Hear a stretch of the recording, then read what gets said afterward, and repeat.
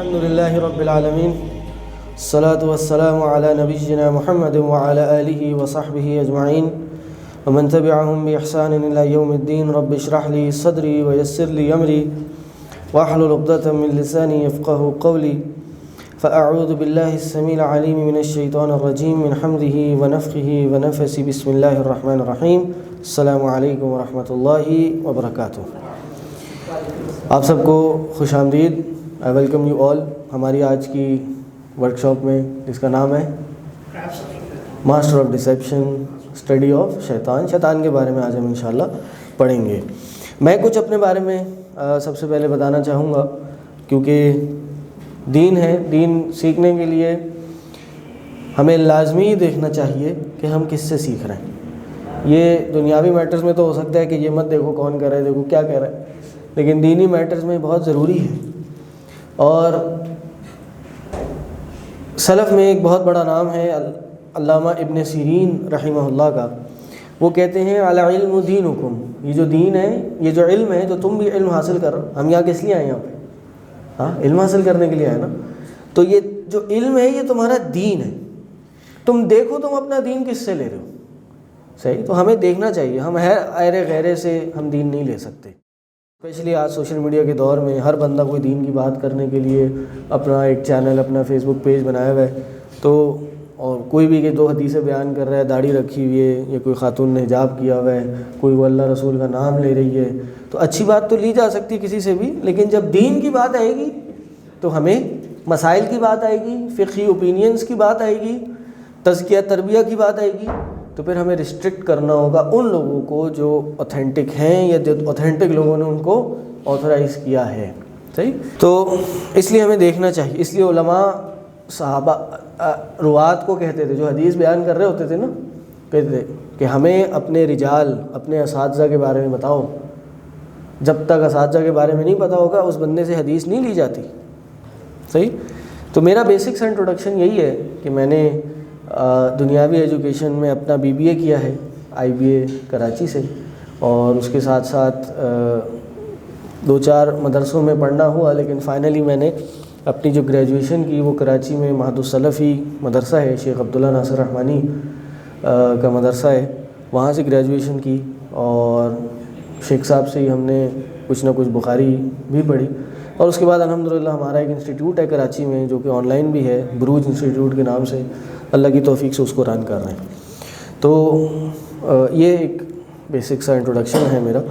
اور انشاءاللہ آج کی اس ورکشاپ میں, اس چھوٹی سی ایک پریزنٹیشن میں ہم کافی ورائٹی آف ٹاپکس پہ بات کریں گے, کیونکہ شیطان کا ٹاپک ہے. تو شیطان ورائٹی آف طریقے سے ہمیں اپروچ کرتا ہے, تو ان سب ٹاپکس پہ کچھ نہ کچھ ہم بات چیت کریں گے. اس لیے ہمارا ایک پوائنٹ ہے یہاں پہ will deal all levels of knowledge انشاءاللہ. کہ ہمیں بہت سے ایسے لوگ ہوتے ہیں کہ جو بالکل دین سیکھنے میں, علم پڑھنے میں ابھی نئے ہوتے ہیں, ابھی کچھ بیسکس بھی نہیں پڑھی ہوتی. کچھ ہوتے ہیں تھوڑا بہت پڑھ چکے ہوتے ہیں, اب پڑھ کے اب تھوڑا سا اپنے آپ کو اپ گریڈ کرنا چاہ رہے ہوتے ہیں. تو انشاءاللہ کچھ ایسے پوائنٹس آئیں گے اس میں کہ جو ہر کسی کو فائدہ دیں گے. صحیح, تو اس لیے پریشان ہونے کی ضرورت نہیں ہے. اور یہ 1 سائڈ لیکچر نہیں ہوگا, یہ تو آپ کو اندازہ ہو گیا ہوگا. ہاں, اس میں آپ کا انپٹ لیتا رہوں گا انشاءاللہ. کوئی مسئلہ تو نہیں ہے؟ ہاں, ہو بھی تو میں کیا کروں, میں تو کروں گا. بہرحال شیطان کے بارے میں پڑھنا کیوں ضروری ہے؟ یہ کہتے ہیں شیطان کا ایک خطبہ ہے. کیا ہے شیطان کا خطبہ؟ قیامت کے دن شیطان ایک خطبہ دے گا. شیطان بھی ایک خطبہ دے گا. جب سب جنتی اور جہنمیوں کا فیصلہ ہو جائے گا, جنتی اپنے رستے, جہنمی اپنے رستے, تو جب جہنمی جہنم کی طرف جا رہے ہوں گے تو شیطان بیچ میں کھڑا ہوگا اور پھر یہ اپنا خطبہ دے گا. اور کیا دے گا؟ بڑا انٹرسٹنگ خطبہ ہے, اور ہمارے لیے کہتے ہیں نا ایک آئی اوپنر ہے کہ یار ایٹ لیسٹ ہمیں اس مستقبل کے خطبے سے ابھی فائدہ اٹھانا چاہیے کہ یار کل کو ہم وہاں نہ کھڑے ہوں. کیا خطبہ ہے؟ کہا وقال الشیطان لما قضی الامر, جب فیصلے ہو جائیں گے تو شیطان کہے گا کیا؟ ان اللہ وعدکم وعد الحق, اللہ نے تم سے ایک وعدہ کیا تھا جو کہ حق والا وعدہ تھا، وَوَعَدتُّكُمْ فَأَخْلَفْتُكُمْ، اور ایک میں نے وعدہ کیا تھا لیکن میں نے وہ وعدہ پورا نہیں کیا۔ کیا تھا شیطان کا وعدہ؟ شیطان نے ہمیں دنیا کی بڑی رنگینیاں دکھائی تھی نا، کہ تم کیا کر رہے ہو دین پہ چل کے، تم ناکام ہو جاؤ گے، تم نے کیا اپنا حلیہ بنا رکھا ہے، تمہاری تو شادی نہیں ہوگی، تمہیں کوئی ایکسیپٹ نہیں کرے گا، مولوی ہو جاؤ گے، تم یہ ہو گئے، تم انتہا پسند ہو گئے۔ یہ وعدے کچھ سبز باغ دکھائے تھے نا، کہا کہ جی میں نے دکھائے تھے فَأَخْلَفْتُكُمْ، میں نے اس کی وعدہ خلافی کی، اور جب میں نے یہ وعدہ خلافی کی میں نے تمہیں بھٹکایا، وَمَا كَانَ لِي عَلَيْكُمْ مِنْ سُلْطَانٍ، میں نے تمہیں زبردستی تو نہیں کی۔ کوئی کہہ سکتا ہے جی شیطان نے زبردستی ہاتھ پکڑ کے ہم سے کام کرایا؟ انسان کو شیطان بہکاتا ہے لیکن شیطان خود اس رستے پہ نکلتا ہے۔ پھر یہ شیطان کہہ رہا ہے کہ میں نے تم پہ کوئی زبردستی نہیں کی، إِلَّا أَن دَعَوْتُكُمْ فَاسْتَجَبْتُمْ لِي، سوائے اس کے کہ میں نے تمہیں دعوت دی اور تم نے اس کو پورا کیا۔ اب یہ ہمارے لیے آئے اوپنر جملہ ہے، کیا ہے نظر آ رہا ہے آگے کیا لکھا ہوا ہے؟ فَلَا تَلُومُونِي وَلُومُوا أَنفُسَكُمْ، آج کے دن مجھے ملامت مت کرو، مجھے برا بھلا مت کہو، لوموا انفسکم، اپنے آپ کو ہی برا بھلا کہو۔ میں نے تو تمہیں صرف رستہ دکھایا تھا، کرا تم نہیں ہے، پارٹ تم نے ہی پلے کیا تھا۔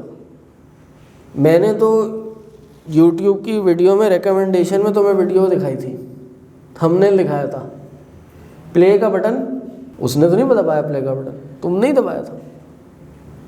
میں تو تمہیں صرف دل میں خیال پیدا کیا تھا، تم نے اس خیال کو بلڈ کیا، اپنا دماغ اس پہ چلانا شروع کیا، پلاننگ کی، اور پھر غلط کام کیا۔ میں تو نہیں کیا یہ۔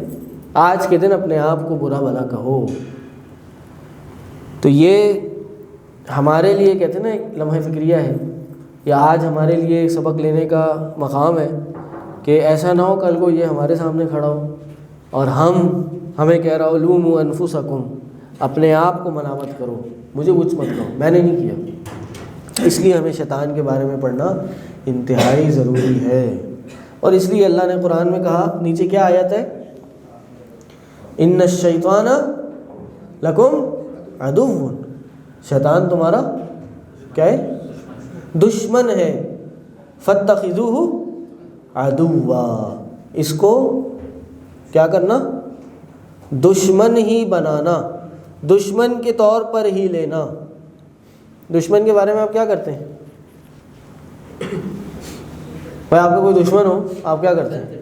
ہاں، نفرت کرتے ہیں، اور احتیاطی تدابیر اپناتے ہیں، اور اس سے دور رہتے ہیں، اور اس کو کاؤنٹر کرنے کے لیے اسٹریٹجیز بناتے ہیں۔ اس کو اسٹریٹجی بنانے میں سب سے پہلا پارٹ کیا ہے اس کو کاؤنٹر کرنے کے لیے؟ نو ہم، نمبر 1، کہ بھائی پتہ تو چلے وہ کس جگہ سے اٹیک کرے گا، وہ کس طرح اٹیک کرے گا، وہ میری زندگی کا دشمن ہے۔ اللہ نے کہا کہ اس کو دشمن، فاتخذوہ عدوا، اس کو دشمن بنا کے رکھو۔ تو جب وہ دشمن ہے تو میں اپنے دشمن کو تو پہچانوں کہ وہ مجھے اٹیک کس طرح کرتا ہے، میری کس ویکنس پہ جا کے وہ مجھے اٹیک کرے گا اور کس طرح کرے گا۔ اس لیے شیطان کے بارے میں پڑھنا بہت ضروری ہے۔ قرآن میں اللہ نے کئی مقامات پر شیطان کے بارے میں بتایا۔ انبیاء کو بھی، آدم علیہ السلام کو بھی شیطان نے ہی بہکایا تھا نا، اور کئی وَلَقَدْ أَضَلَّ مِنْكُمْ جِبِلًّا كَثِيرًا، کئی جماعتوں کو اس نے بہکایا۔ آپ کو پتہ ہے ایک کتاب ہے شیطان کے حوالے سے، شیطان کے بارے میں ایک بڑی مشہور کتاب ہے، سنیے کسی نے اس کے بارے میں؟ ہاں، تلبیس ابلیس، ابلیس کی تلبیس، یعنی تلبیسات جن کو کہتے ہیں نا، کہ شیطان نے کس طرح، اس میں پوری تاریخ ہے شروع سے لے کے اب تک، کہ کس طرح شیطان نے گروہ بنوائے، کس طرح شیطان نے ان کو بہکایا، اور کس اینگل سے آئے۔ لوگ خیر کا کام کرنے نکلے اور اینڈ کیا ہوا کہ وہ شر پھیلا کے چلے گئے۔ تو انشاءاللہ ان ٹریپس کو ہم ڈسکس کریں۔ ہمارا جو ٹاپک ہے وہ 2 سے 3 پارٹس پہ ہے۔ ایک تو شیطان کے بارے میں انٹروڈکشن ہے کہ شیطان ہے کیا، اس کے بارے میں شیطان کا آغاز کس طرح، وہ جلدی سے ہم کور کریں گے۔ پھر شیطان کے ٹریپس کیا ہیں، کس طرح ہمیں ٹریپ کرتا ہے، اور آخری ہم شیطان سے بچ کیسے سکتے ہیں، اپنے آپ کو بچا کس طرح سکتے ہیں شیطان سے۔ تو شیطان کیا ہے؟ کسی کے بارے میں آپ نے جاننا ہو تو کیا طریقے ہوتے ہیں؟ کیا کہتے ہیں؟ Please introduce your self. Interview کرتے ہیں اس کا، اور انٹرویو کرتے ہوئے کیا کرتے ہیں؟ آپ نے کبھی انٹرویو دیا ہے یا لیا ہے؟ انٹرویو کرا نا، تو دیتے ہیں کیا کرتے ہیں؟ کیسے انٹرویو دیتے ہیں؟ ہاں، جو پوچھتے ہیں جواب دیتے ہیں۔ کن چیزوں ساتھ کچھ لے کے جاتے ہیں؟ سی وی لے کے جاتے ہیں؟ بغیر سی وی تو نہیں گئے انٹرویو میں، ہیں جانا بھی نہیں، تو سی وی لے کے جاتے ہیں، ریزیومے لے کے جاتے ہیں۔ تو آج ہم دیکھتے ہیں اگر شیطان اپنی ریزیومے بناتا تو کیسے بناتا۔ یہ لیجیے شیطان کی ریزیومے۔ پہلا نام کیا ہے شیطان کا؟ ابلیس۔ ابلیس کا مطلب کیا ہے؟ کیا لکھا ہے؟ اللہ کی رحمت سے نا امید، ہوپ لیس، کہ جس کو اللہ سے کوئی امید نہ ہو۔ اور کیا نام ہے اس کا؟ لاسٹ نیم الرجیم۔ رجیم کا کیا مطلب ہے؟ مردود، دھتکارا ہوا، the cursed one۔ لینیج کیا ہے اس کی؟ ہاں جی، جن ہے۔ وَكَانَ مِنَ الْجِنِّ۔ کچھ لوگ کہتے ہیں یہ فالن اینجل تھا، تو یہ فالن اینجل نہیں ہے، بائبل کا کوئی کانسیپٹ ہے یہ فالن اینجل تھا، ایسا کوئی کانسیپٹ ہمارے لیے نہیں ہے۔ یہ جن تھا، وَكَانَ مِنَ الْجِنِّ، جنوں میں سے تھا، اور جنوں میں بھی بڑا عبادت گزار تھا۔ تو پھر یہ فرشتوں کے ساتھ کیا کر رہا تھا؟ جی ہاں، اس نے اتنی عبادت کی، عبادت کے بدلے اللہ نے اس کا مقام و مرتبہ اتنا بلند کر دیا کہ اس کا شمار ملائکہ میں سے ہونا شروع ہو گیا۔ اس بات سے یہ سیکھنے کو ملتا ہے کہ انسان عبادت میں اتنا بلند ہو سکتا ہے کہ انسان ویسے ہی اشرف المخلوقات ہے، اگر اس نے اللہ کے نزدیک اپنا مقام بلند کرنا ہو تو اپنی عبادتیں بڑھا دے۔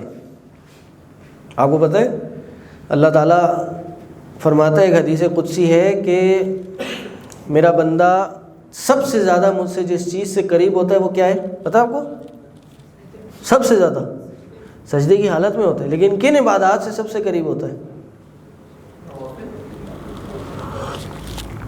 سب سے زیادہ میرا بندہ فرائض سے قریب ہوتا ہے۔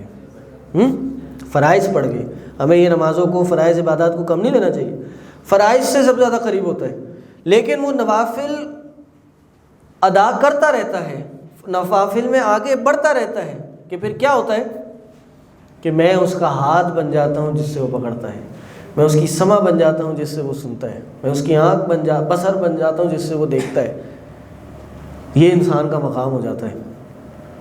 اللہ تعالیٰ انسان کو وہ بصیرت، انسان کو وہ قوت عطا کر دیتے ہیں جو دوسروں کو نہیں ہوتی۔ اس لیے آپ دیکھیں گے جو اہل علم ہوتے ہیں یا اہل تقویٰ ہوتے ہیں، ان کے اندر وزڈم بہت زیادہ ہوتا ہے، سمجھنے کا مادہ بہت زیادہ ہوتا ہے دوسروں سے، امیچور حرکتیں نہیں ان سے سرزد ہوتی۔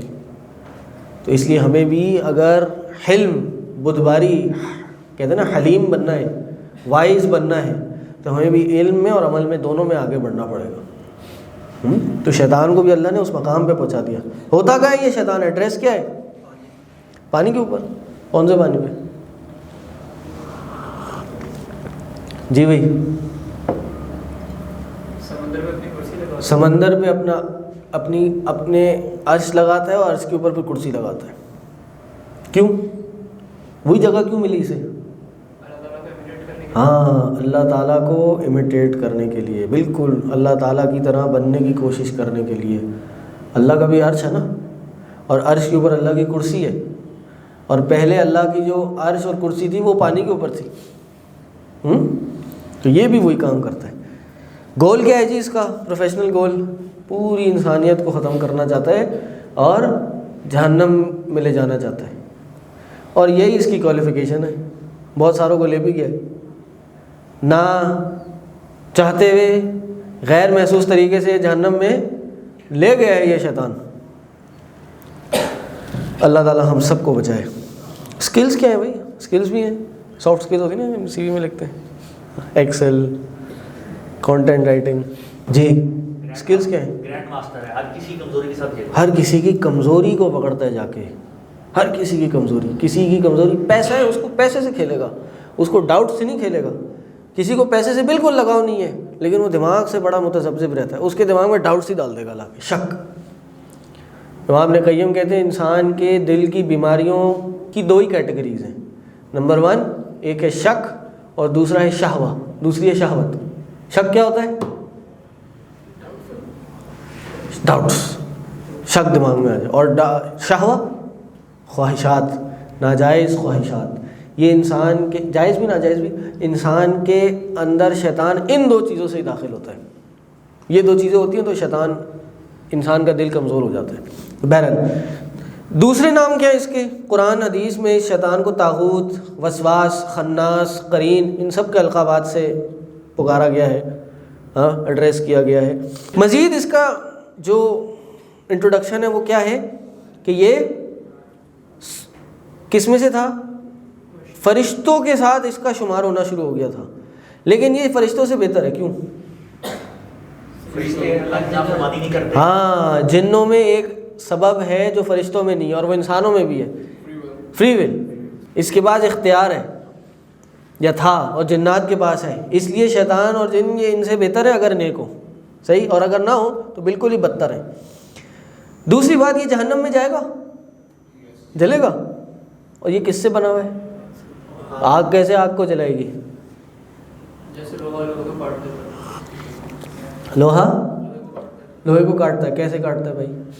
جو آپ کا ایگزامپل دے رہا ہوں، ہاں، آپ راڈ لے لیں اور اس کے جیسا جو کٹر ہوتا ہے، کٹر پہ ہاں بہترین. لوہا لوہے کو کاٹتا ہے. انسان کس سے بنا ہے؟ مٹی سے بنا ہے.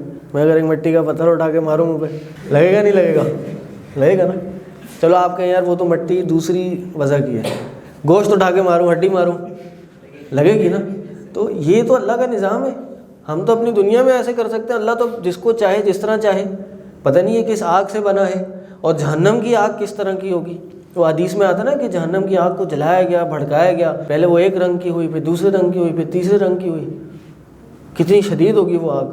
اللہ تعالیٰ ہم سب کو بچائے کہ اتنی شدید ہوگی کہ سب سے جو ہلکا عذاب ہے جہنم میں وہ یہ کہ نیچے پاؤں کو عذاب دیا جائے گا اور دماغ ابلے گا. دنیا میں اگر آپ کے پاؤں کو جلایا جائے تو کیا دماغ کوئی اثر ہوگا اس پہ؟ کوئی بھی نہیں ہوگا، پاؤں جل جائیں گے. لیکن جہنم میں اللہ نے ایسی سزا رکھی ہے کہ عذاب پاؤں کو ہوگا، ابلے گا دماغ، اور یہ کس کا ہوگا؟ ہم سب کو پتہ ہے. تو یہ ان کا یا اس شیطان کا یہ انٹروڈکشن ہے. اور یہ بات بھی سمجھ لیں کہ یہ آدم کی پیدائش سے پہلے شیطان کو بنایا گیا تھا. البدایہ والنہایہ ایک کتاب کا نام ہے، سنا ہے نام کسی نے؟ کس کی؟ ابن کثیر کی. امام ابن کثیر رحمہ اللہ، جن کی تفسیر ہے تفسیر ابن کثیر، ان کی ایک اور کتاب ہے البدایہ والنہایہ. کائنات کے آغاز سے لے کے اب تک یا آخر تک جو کچھ ہونا ہے یا ہوا، اس میں انہوں نے وہ درج کر دیا. ہسٹری کی بہت ایک عظیم کتاب ہے. اس میں انہوں نے لکھا ہے کہ جب آدم کو پیدا کیا گیا تو آدم کو پیدا جب کیا جا رہا تھا تو یہ شیطان گیا اور کئی سالوں تک آدم کو آبزرو کیا، اور اس آبزرویشن میں اس نے اس رزلٹ پہ پہنچا کہ یہ آدم تو بڑا کمزور ہے اور میں اس سے بہتر ہوں. اس کے اندر تو یہ نقص ہیں، یہ عیب ہیں، یہ ویکنیسز ہیں، میرے اندر تو نہیں ہیں. تو یہاں پہ ایک جیلسی کریٹ ہونا شروع ہو گئی، ایک ہیٹریڈ پیدا ہونا شروع ہو گیا، ایک کہہ لیجیے حسد پیدا ہونا شروع ہو گیا، کبر تکبر پیدا ہونا شروع ہو گیا اس شیطان کے دل میں. پھر کیا ہوا؟ سونے پہ سہاگا، اللہ نے شیطان کو بنایا اور اللہ نے آدم کو بنایا، اور آدم کو بنانے کے بعد کیا کرا؟ شیطان کو حکم دیا. شیطان کو دیا، کس کو دیا؟ ہاں، وَإِذْ قُلْنَا لِلْمَلَائِكَةِ اسْجُدُوا لِآدَمَ. ہم نے جب ملائکہ کو حکم دیا کس چیز کا؟ سجدہ کرنے کا. تو کیا ہوا؟ سب نے سجدہ کیا سوائے ابلیس کے. اس نے سجدہ نہیں کیا. کیوں نہیں کیا؟ استکبر وکان من الکافرین. اس نے تکبر کیا اور یہ کافرین میں سے ہو گیا. اب آپ سوچیں، قرآن کی آیت ہے فسجد الملائکۃ کلہم اجمعون. تمام کے تمام ملائکہ نے سجدہ کیا. کتنے؟ تمام کے تمام کتنے ہیں ملائکہ؟ 1,24,000؟ نہیں بھائی، یہ تو انبیاء کی گنتی ہے جی۔ ایک حدیث میں آتا ہے کہ ہر روز 70,000 فرشتے بیت المعمور کا طواف کرتے ہیں۔ بیت المعمور کا ہے کعبہ کے بالکل اوپر، کعبہ کے بالکل اوپر 70,000 فرشتے ڈیلی اس کا طواف کرتے ہیں، ڈیلی۔ اور جب سے دنیا بنی ہے تب سے لے کے قیامت تک جس فرشتے کی باری ایک دفعہ آ گئی دوبارہ نہیں آئے گی۔ کتنے فرشتے ہوئے؟ ایک ہفتے کی 3.5 لاکھ ہو گئے، بلکہ اس سے بھی زیادہ، لاکھوں، کروڑوں، اربوں۔ اور فرشتوں کے سائز کے بارے میں بھی آپ کو کوئی تصور ہے ذہن میں؟ خواتین آپ کو آواز آ رہی ہے؟ فالو کر رہے ہیں؟ کوئی سوال ہو تو آپ لوگ بھی انپٹ دے سکتے ہیں یا کر سکتے ہیں جی۔ ان کے حجم کے بارے میں، فرشتوں کے سائز کے بارے میں کوئی آئیڈیا ہے؟ کچھ تو ہوگا۔ ہاں آپ بولیں جی یہ جب اگر حضرت جبرائیل علیہ السلام نے دونوں پر کھولے تو پوری دنیا کو، ہاں، اللہ کے نبی صلی اللہ علیہ وسلم نے فرمایا کہ میں نے جبرائیل کو ان کی اصل صورت میں دیکھا۔ کس میں؟ اصل صورت میں دیکھا۔ اور اصل صورت میں اس طرح دیکھا کہ قد سد الافق، جب وہ آسمان میں اٹھے، بلند ہوئے تو پورا آسمان کور ہو گیا۔ لہو 600 جناح، ان کے 600 پر تھے۔ کتنے؟ 600 پر، اتنے زیادہ کہ آسمان نہیں دیکھا نبی علیہ السلام کو، پورا آسمان کور کر لیا انہوں نے۔ اب آپ سوچیں ایسے لاکھوں، کروڑوں، اربوں یا کھربوں اور اس سے بھی زیادہ فرشتے ایک محفل میں ہیں۔ اللہ تعالیٰ آدم علیہ السلام کو بناتا ہے، اتنا بڑا شرف بخشتا ہے، آئی ایم بیٹر دین ہم، میں اس اللہ جو تو نے بنایا ہے، میں اس سے اپنے آپ کو اولا اعلیٰ سمجھتا ہوں۔ کیوں سمجھتا تھا وہ؟ اللہ نے اس کو آگ سے پیدا کیا، انسان کو مٹی سے پیدا کیا۔ اللہ نے اس کو آگ سے پیدا کیا، مٹی سے، انسان کو مٹی سے پیدا کیا، تو وہ اپنے آپ کو بہتر خیال کرتا تھا نا کہ آگ مٹی سے بہتر ہے۔ ہاں، وہ سمجھتا تھا آگ بہتر ہے۔ کیوں سمجھتا تھا آگ بہتر ہے؟ کوئی سمجھتا ہے یہاں پہ آگ مٹی سے بہتر ہے؟ نہیں، سمجھنے میں تو کوئی مسئلہ نہیں ہے بھائی، میں کوئی ماروں گا تھوڑی جی۔ مٹی کو جلا سکتے ہیں، آگ مٹی کو جلا سکتی ہے، اچھا، اور ہاں جی مٹی، مطلب کہنے کا یہ ہے ہاں کہ ایک مٹی ہے وہ زمین سے آتی ہے، ہاں، مطلب لوگ اس کا کہنا ہے، مطلب جو میں سمجھتا ہوں اس کی لاجک ہے کہ زمین کی چیز کو میں بھی سوتا کرتا ہوں، مطلب زمین کے نیچے نا مٹی آپ زمین آپ کے نیچے ہے، مٹی نیچے ہے۔ ہاں، یہ کچھ بات صحیح جا رہی ہے کہ مٹی چھوڑو تو کہاں جاتی ہے؟ نیچے، اور آگ اوپر جاتی ہے۔ آپ مٹی کے اوپر کھڑے، آپ مٹی کے اوپر کھڑے، جزاک اللہ، بیٹھے جی۔ یعنی اس کی ایک لاجک تھی جو اس نے دی اپنے طور پہ کہ بھائی آگ مٹی سے بہتر ہے، مٹی گرتی ہے، آگ اوپر جاتی ہے۔ لیکن یہ لاجک کیا اس وقت صحیح بھی ہوتی تو کام کی تھی؟ کیوں؟ کیونکہ بھائی اللہ نے حکم دے دیا، تمہاری لاجک 100 دفعہ بھی صحیح ہو، کائنات کے تمام سائنسدان، سائنٹسٹ تمہارے ساتھ اکٹھا ہوں، تمہیں 10 نوبیل پرائز بھی مل جائیں، جب تک اللہ نے کرنے کا حکم دیا ہے ہم کریں گے۔ اللہ نے بتا دیا دنیا گول ہے تو گول ہے، اگر یہ ثابت ہوتا ہے قرآن سے تو بس گول ہے، ختم۔ ہم چاہے لاکھ تحقیقات کرتے رہے، اللہ کا حکم ہے نماز پڑھنی ہے تو پڑھنی ہے۔ اب اس کے پیچھے کیا لاجک ہے پتہ چل جائے تو اچھی بات ہے، نہیں پتہ چلے تب بھی ہم نے کرنی ہے۔ بعض اوقات کچھ چیزوں کی لاجک نہ پتہ چلنا بہت بڑی نعمت ہوتی ہے، یار اچھا ہوا ہمیں اس کی لاجک نہیں پتہ چلی تھی، ورنہ اس کے بعد کیا ہوتا؟ نیت گڑبڑ ہو جاتی۔ بہت سے لوگ بیٹھ کے پانی اس لیے پیتے ہیں کہ مستقبل میں گھٹنے خراب نہ ہو جائیں۔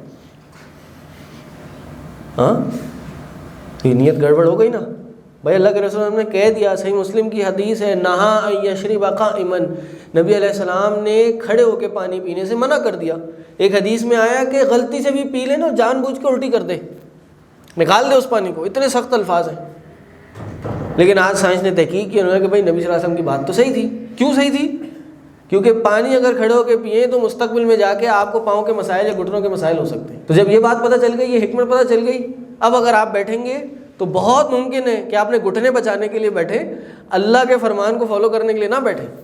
اس لیے بہت سی چیزوں کی لاجک پتہ نہ چلنا یہ بھی نعمت ہوتی ہے، فائدہ مند ہے ہمارے لیے، لیکن اگر پتہ چل جائے تو دین کو فالو کرنے میں بیریئر نہیں ہونا چاہیے.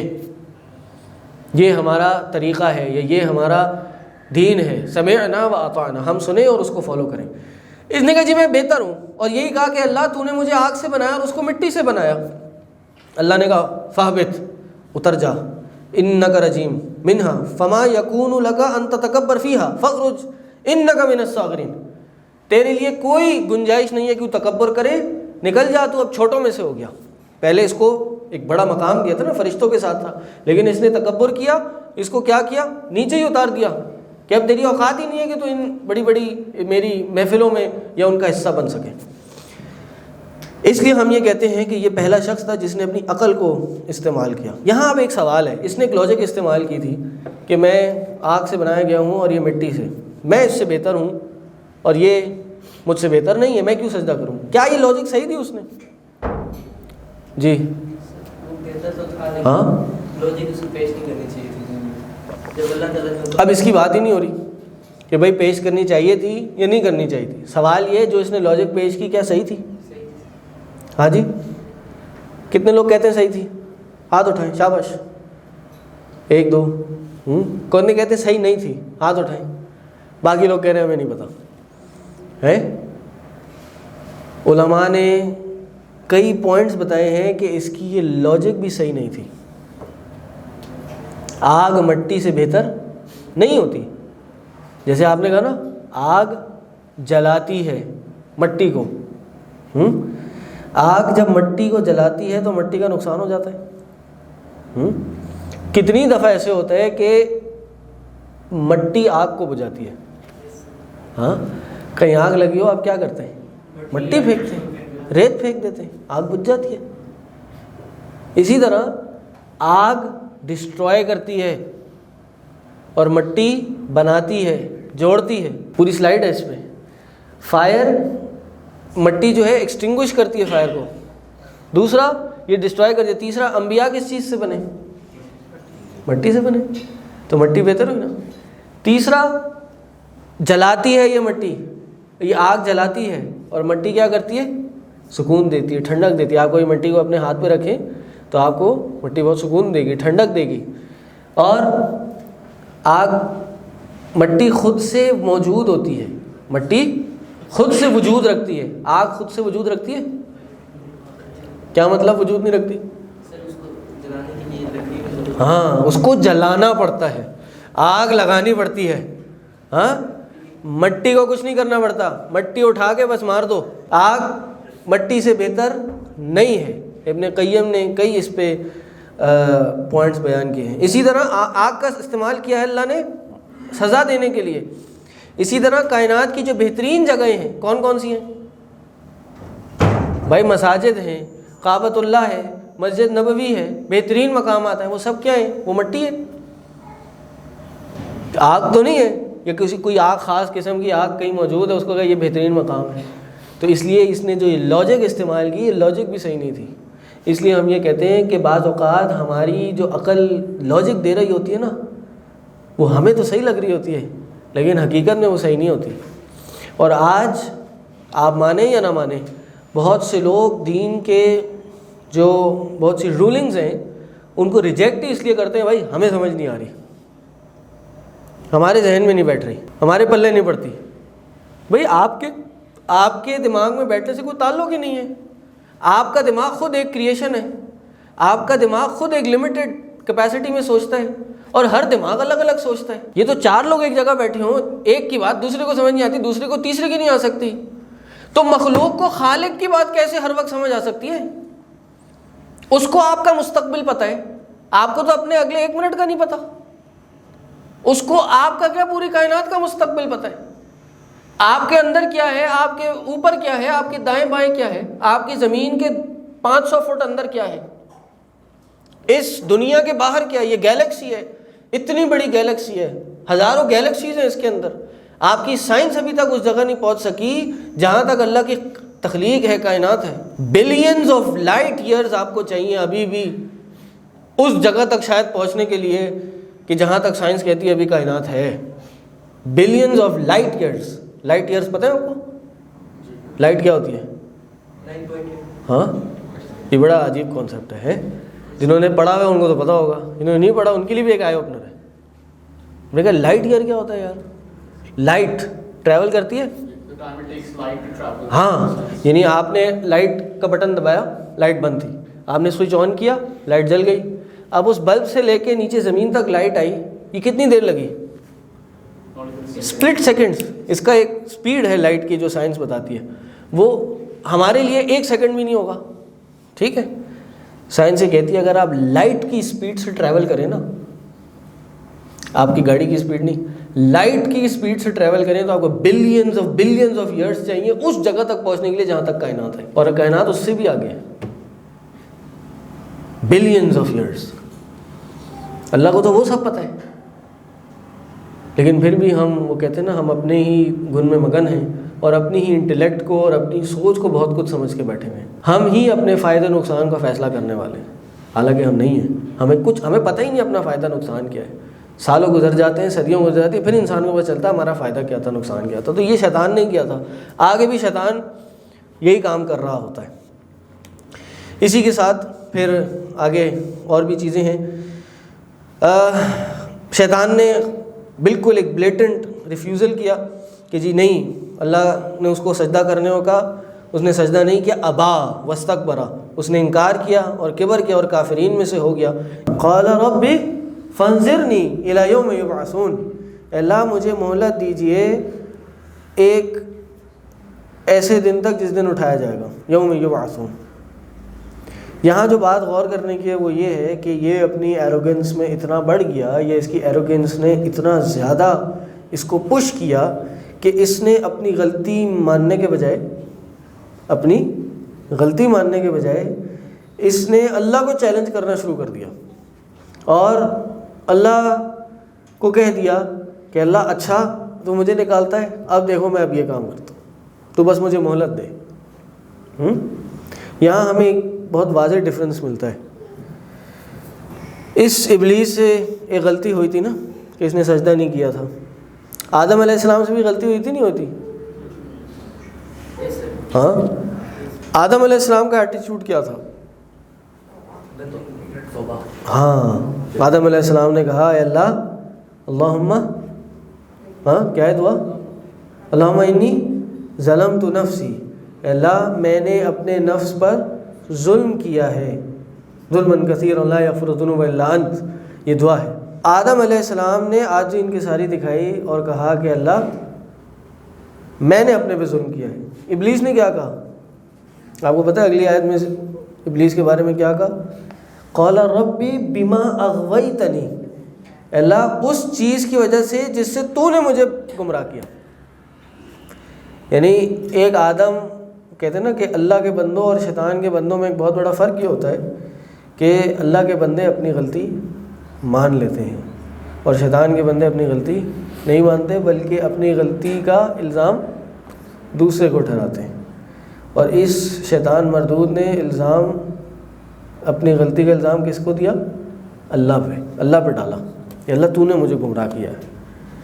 اور آدم علیہ السلام کا ایٹیٹیوڈ کیا تھا کہ اپنی غلطی مانی. آدم علیہ السلام نے اپنی غلطی مان کے کیا کری؟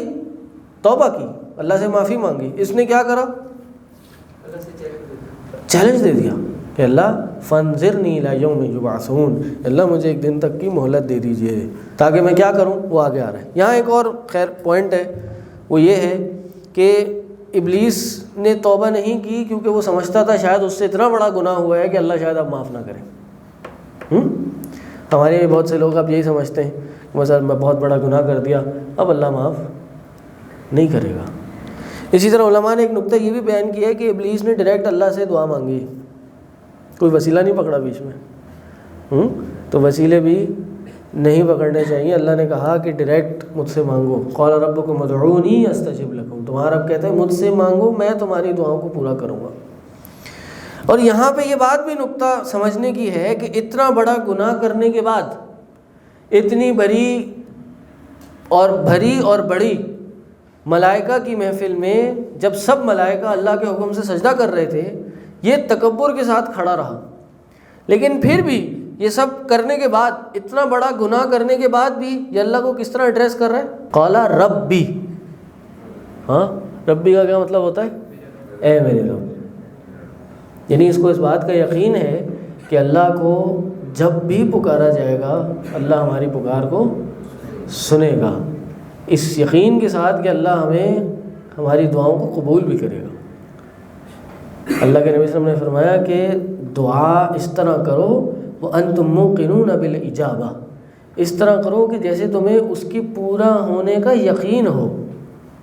اس طرح دعائیں کرنی چاہیے اور یہ یقین ہو کہ اللہ میری بات سنے گا. یہ کہتے ہیں نا بھائی ہم نے تو دعائیں مانگنا چھوڑ دی ہیں، اللہ ہماری دعائیں قبول نہیں کرتا، اللہ ہماری نہیں سنتا. کہتے ہیں نا لوگ اپنی زبان سے باتیں ادا کرتے ہیں کہ بس وہ میرا دل اٹھ گیا، کبھی ہوتا ہی نہیں دیکھا ہم نے. یہ انتہائی غلط عقیدہ اور غلط سوچ ہے. اللہ کے نبی صلی اللہ علیہ وسلم نے فرمایا انسان جب دعا کرتا ہے تو 3 کاموں میں سے ایک کام ضرور ہو جاتا ہے. 3 کاموں میں سے ایک کام ضرور ہوتا ہے. یا تو وہی ہو جاتا ہے جو آپ چاہتے ہیں، فوراً دعا قبول ہو جاتی ہے، فوراً انسان دعائیہ کلمات ادا کرتا ہے، چند لمحوں یا چند دنوں میں دعا قبول ہو جاتی ہے. اگر یہ نہیں ہوتا پھر کیا ہوتا ہے؟ یہاں انسان پریشان ہوتا ہے نا کہ میری دعا قبول نہیں ہوئی. لیکن دین کہتا ہے کہ دعا قبول ہوتی ہے یا سنی ضرور جاتی ہے، لیکن اس کے رزلٹ میں کیا ہوتا ہے؟ کہا کہ یا تو دعا فوراً قبول ہوتی ہے یا پھر اس شخص کے اوپر کوئی آزمائش، کوئی پریشانی، کوئی بلا آنی ہوتی ہے جو دعا کرنے کے نتیجے میں اس سے دور کر دی جاتی ہے. انسان سمجھ رہا ہوتا ہے کہ میں دعا کر رہا ہوں، میری دعائیں قبول نہیں ہو رہی، جبکہ انسان نادان ہوتا ہے، وہ اس کو پتہ ہی نہیں ہوتا کہ کیا بڑی مصیبت اس پہ آنی تھی جو صرف دعا کرنے کی وجہ سے اس سے ٹل گئی. دوسرا یہ کام ہوتا ہے، یا تو دوسرا یہ کام ہوتا ہے، یا پھر تیسرا کیا کام ہوتا ہے؟ ہاں، اس دنیا میں دعا قبول نہیں ہوتی یا اس دنیا میں اس کی جزا نہیں ملتی، بلکہ قیامت کے دن کے لیے وہ ذخیرہ بنا دی جاتی ہے، آخرت کے لیے ذخیرہ بن جاتی ہے وہ دعا. اور انسان، ایک حدیث میں آتا ہے، جب اپنی آخرت میں ان دعاؤں کے جو اس دنیا میں مانگی تھیں ان کو قبول نہ ہوتا ہوا آخرت میں ایک بہت بڑی نعمت کے طور پہ پورا ہوتا ہوا دیکھے گا تو پتہ کیا کہے گا کہ کاش دنیا میں کوئی دعا قبول ہوئی نہیں ہوتی میری. تو ایسا نہیں ہے کہ انسان کی دعا قبول نہیں ہوتی. ایک حدیث میں آتا ہے کہ انسان کی دعا قبول ہوتی ہے جب تک وہ دعا کے قبول ہونے میں جلدی نہیں کرتا. پتہ ہے آپ کو؟ یہ حدیث ہے کہ جب تک وہ جلدی نہیں کرتا، ورنہ کہتے میں دعا کروں یار قبول کیوں نہیں ہو رہی، نہیں، لگا رہو، مانگتے رہو، اللہ سے مانگ رہے ہیں، رو کے گڑ گڑا کے مانگو. انسان کو کبھی دنیا میں جس سے محبت کرتا ہو اس کو کبھی کبھار منانے کے لیے، اپنی بات منوانے کے لیے کیا کچھ نہیں کرنا پڑتا. تو بھائی یہ تو اللہ ہے، اس کے آگے مانگو، اس سے مانگو. تو شیطان کہا، اللہ نے اس کے بارے میں کہا وَكَانَ مِنَ الْكَافِرِينَ، ابا وَاسْتَكْبَرَ، تکبر کیا، انکار کیا، چھوٹوں میں سے ہو گیا. لیکن پھر بھی وہ اللہ سے دعا کر رہا ہے، اللہ سے مانگ رہا ہے، اللہ ربی، اے میرے رب، فانظرنی الی یوم یبعثون، اللہ مجھے قیامت کے دن تک کی مہلت دے دے. اس لیے ہمیں بھی اللہ کی رحمت سے مایوس نہیں ہونا چاہیے. اس نے پھر ایک اور بات کہی، بڑی عجیب سی بات کہا، قال فبما اغویتنی لاقعدن لهم صراطک المستقیم، کہ اللہ جس وجہ سے تو نے مجھے گمراہ کیا. میں نے کہا نا یہ آدم نے تو اپنی غلطی مانی تھی، اس شیطان نے اپنی غلطی کا الزام اللہ پہ ڈالا کہ یہ اللہ تو نے مجھے گمراہ کیا. یہ بھی ایک غلط جملہ ہے، انسان کو اپنی زبان سے ادا نہیں کرنا چاہیے.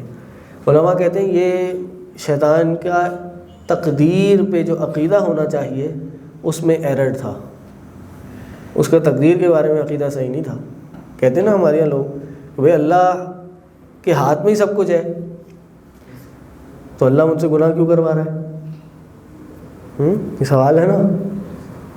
یہ نشاندہی ہے اس بات کی کہ ہمیں تقدیر کے بارے میں صحیح علم نہیں ہے. میری ایک 2-2.5 گھنٹے کی ایک اور پریزنٹیشن ہے تقدیر کے موضوع پہ، یوٹیوب پہ اپلوڈڈ ہے، آپ لوگ جا کے وہ سن سکتے ہیں. پوری سیشن میں نے بتایا کہ تقدیر کا عقیدہ ہے کیا، مسلمان کا تقدیر کا عقیدہ کیا ہونا چاہیے. اور اس کے بارے میں ہمیں کرنے کے کام کیا ہیں؟ سوال ہے نا، اللہ نے اگر جنت جہنم کا فیصلہ کر لیا ہے، ہو گیا نا، تو پھر ہم یہاں کیا کر رہے ہیں؟ یا دنیا میں اتنا شر کیوں پھیلا ہوا ہے جب اللہ خیر ہی چاہتا ہے؟ کیوں لوگوں کا قتل ہو رہا ہے؟ اللہ محبت نہیں کرتا انسان سے، تو پھر کیوں زیادتیاں ہو رہی ہیں؟ سب کا جواب اللہ کی توفیق سے اس میں دیا ہے۔ تو یہ اس کی تقدیر میں گڑبڑ تھی، تقدیر میں مسئلہ تھا۔ اور یہاں ایک اور سوال ہوتا ہے کہ اس نے اللہ کو اپنا پلان کیوں بتایا؟ اس نے کہا نا کہ اللہ جو تو نے مجھے گمراہ کیا، میں ان کے رستے میں بیٹھوں گا، لَأَقْعُدَنَّ لَهُمْ صِرَاطَكَ الْمُسْتَقِيمَ، تیرے سیدھے رستے پہ جا کے بیٹھ جاؤں گا، کیا کروں گا؟ ثُمَّ لَآتِيَنَّهُم مِّن بَيْنِ أَيْدِيهِمْ، سامنے سے بھی آؤں گا، پیچھے سے بھی آؤں گا، رائٹ سے بھی آؤں گا، لیفٹ سے بھی آؤں گا، وَلَا تَجِدَ أَكْثَرَهُمْ شَاكِرِينَ، لیکن تو اکثر کو شکر گزار نہیں پائے گا۔ یہ شیطان نے چیلنج دیا، اکثر لوگ شکر گزار نہیں ہوں گے، اور ایسا ہے ہمارے یہاں بہت سی کہتے ہیں نا ڈس سیٹسفیکشن ہماری لائف میں شکر گزار نہ ہونے کی وجہ سے۔ آپ کو پتہ ہے دنیا میں آج لوگ ہیپینس کی ورکشاپس کراتے ہیں، دنیا میں کیسے خوش رہنا ہے، ہم بھی کراتے ہیں۔ مسئلہ یہ مسلمانوں بھی بتانا پڑا آج کل کہ دنیا میں خوش کیسے رہنا ہے، سیٹسفائیڈ لائف کیسے گزارنی ہے۔ انگریز نے اس پہ بہت لکھا ہے، کیونکہ ان کا تو مسئلہ پہلے سے تھا، یہ ان کے زیادہ مسئلہ مٹیریلزم، کنزیومرزم تو بہت زیادہ ہے۔ اب ہمارے یہاں آ چکا ہے وہ، ہمارے یہاں بھی یہی مسئلے ہیں کہ ہم خوشی کو، سیٹسفیکشن کو سمجھتے ہیں برانڈس پہن لیں، آئی فونس رکھ لیں، بڑی گاڑی میں گھوم لیں، بڑا گھر، انٹرنیشنل ٹورز، ٹریولنگس، تو ہم خوش ہو جائیں گے۔ لیکن جب وہ کر لیتے ہیں تب بھی خوش نہیں ہوتے، کیونکہ ہر چیز جو آپ کو پہلی دفعہ جتنا سکون دیتی دوسری دفعہ نہیں دیتی۔ کہتے ہیں کسی بھی نئی چیز کو، نئی اچیومنٹ کو 40-45 منٹ سے زیادہ آپ انجوائے نہیں کر سکتے۔ آپ نے نیا فون لیا، پہلا دن جو آپ نے اپنے فون کے ساتھ گزارا تھا وہ بہت اچھا تھا، دوسرا دن اس سے کم تھا، تیسرا دن اس سے کم تھا، چوتھے پانچویں دن وہ آپ کی لائف کا پارٹ ہو گیا تھا۔ اب وہ نہیں ہوگا تو آپ ڈسٹرب ہوں گے۔ اب اس کے ہونے سے آپ خوش نہیں ہیں، لیکن نہ ہونے سے آپ ناخوش ضرور ہوں گے۔ اکنامکس میں پڑھتے ہیں law of diminishing marginal utility, کیا ہے یہ؟ یہی ہے نا، with every unit you consume the satisfaction you achieve from that unit decreases۔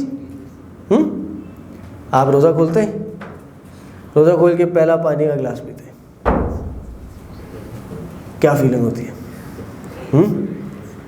اب آپ دوسرا پیتے ہیں، پہلے والی جیسی فیلنگ ہوتی ہے؟ کم ہوتی ہے۔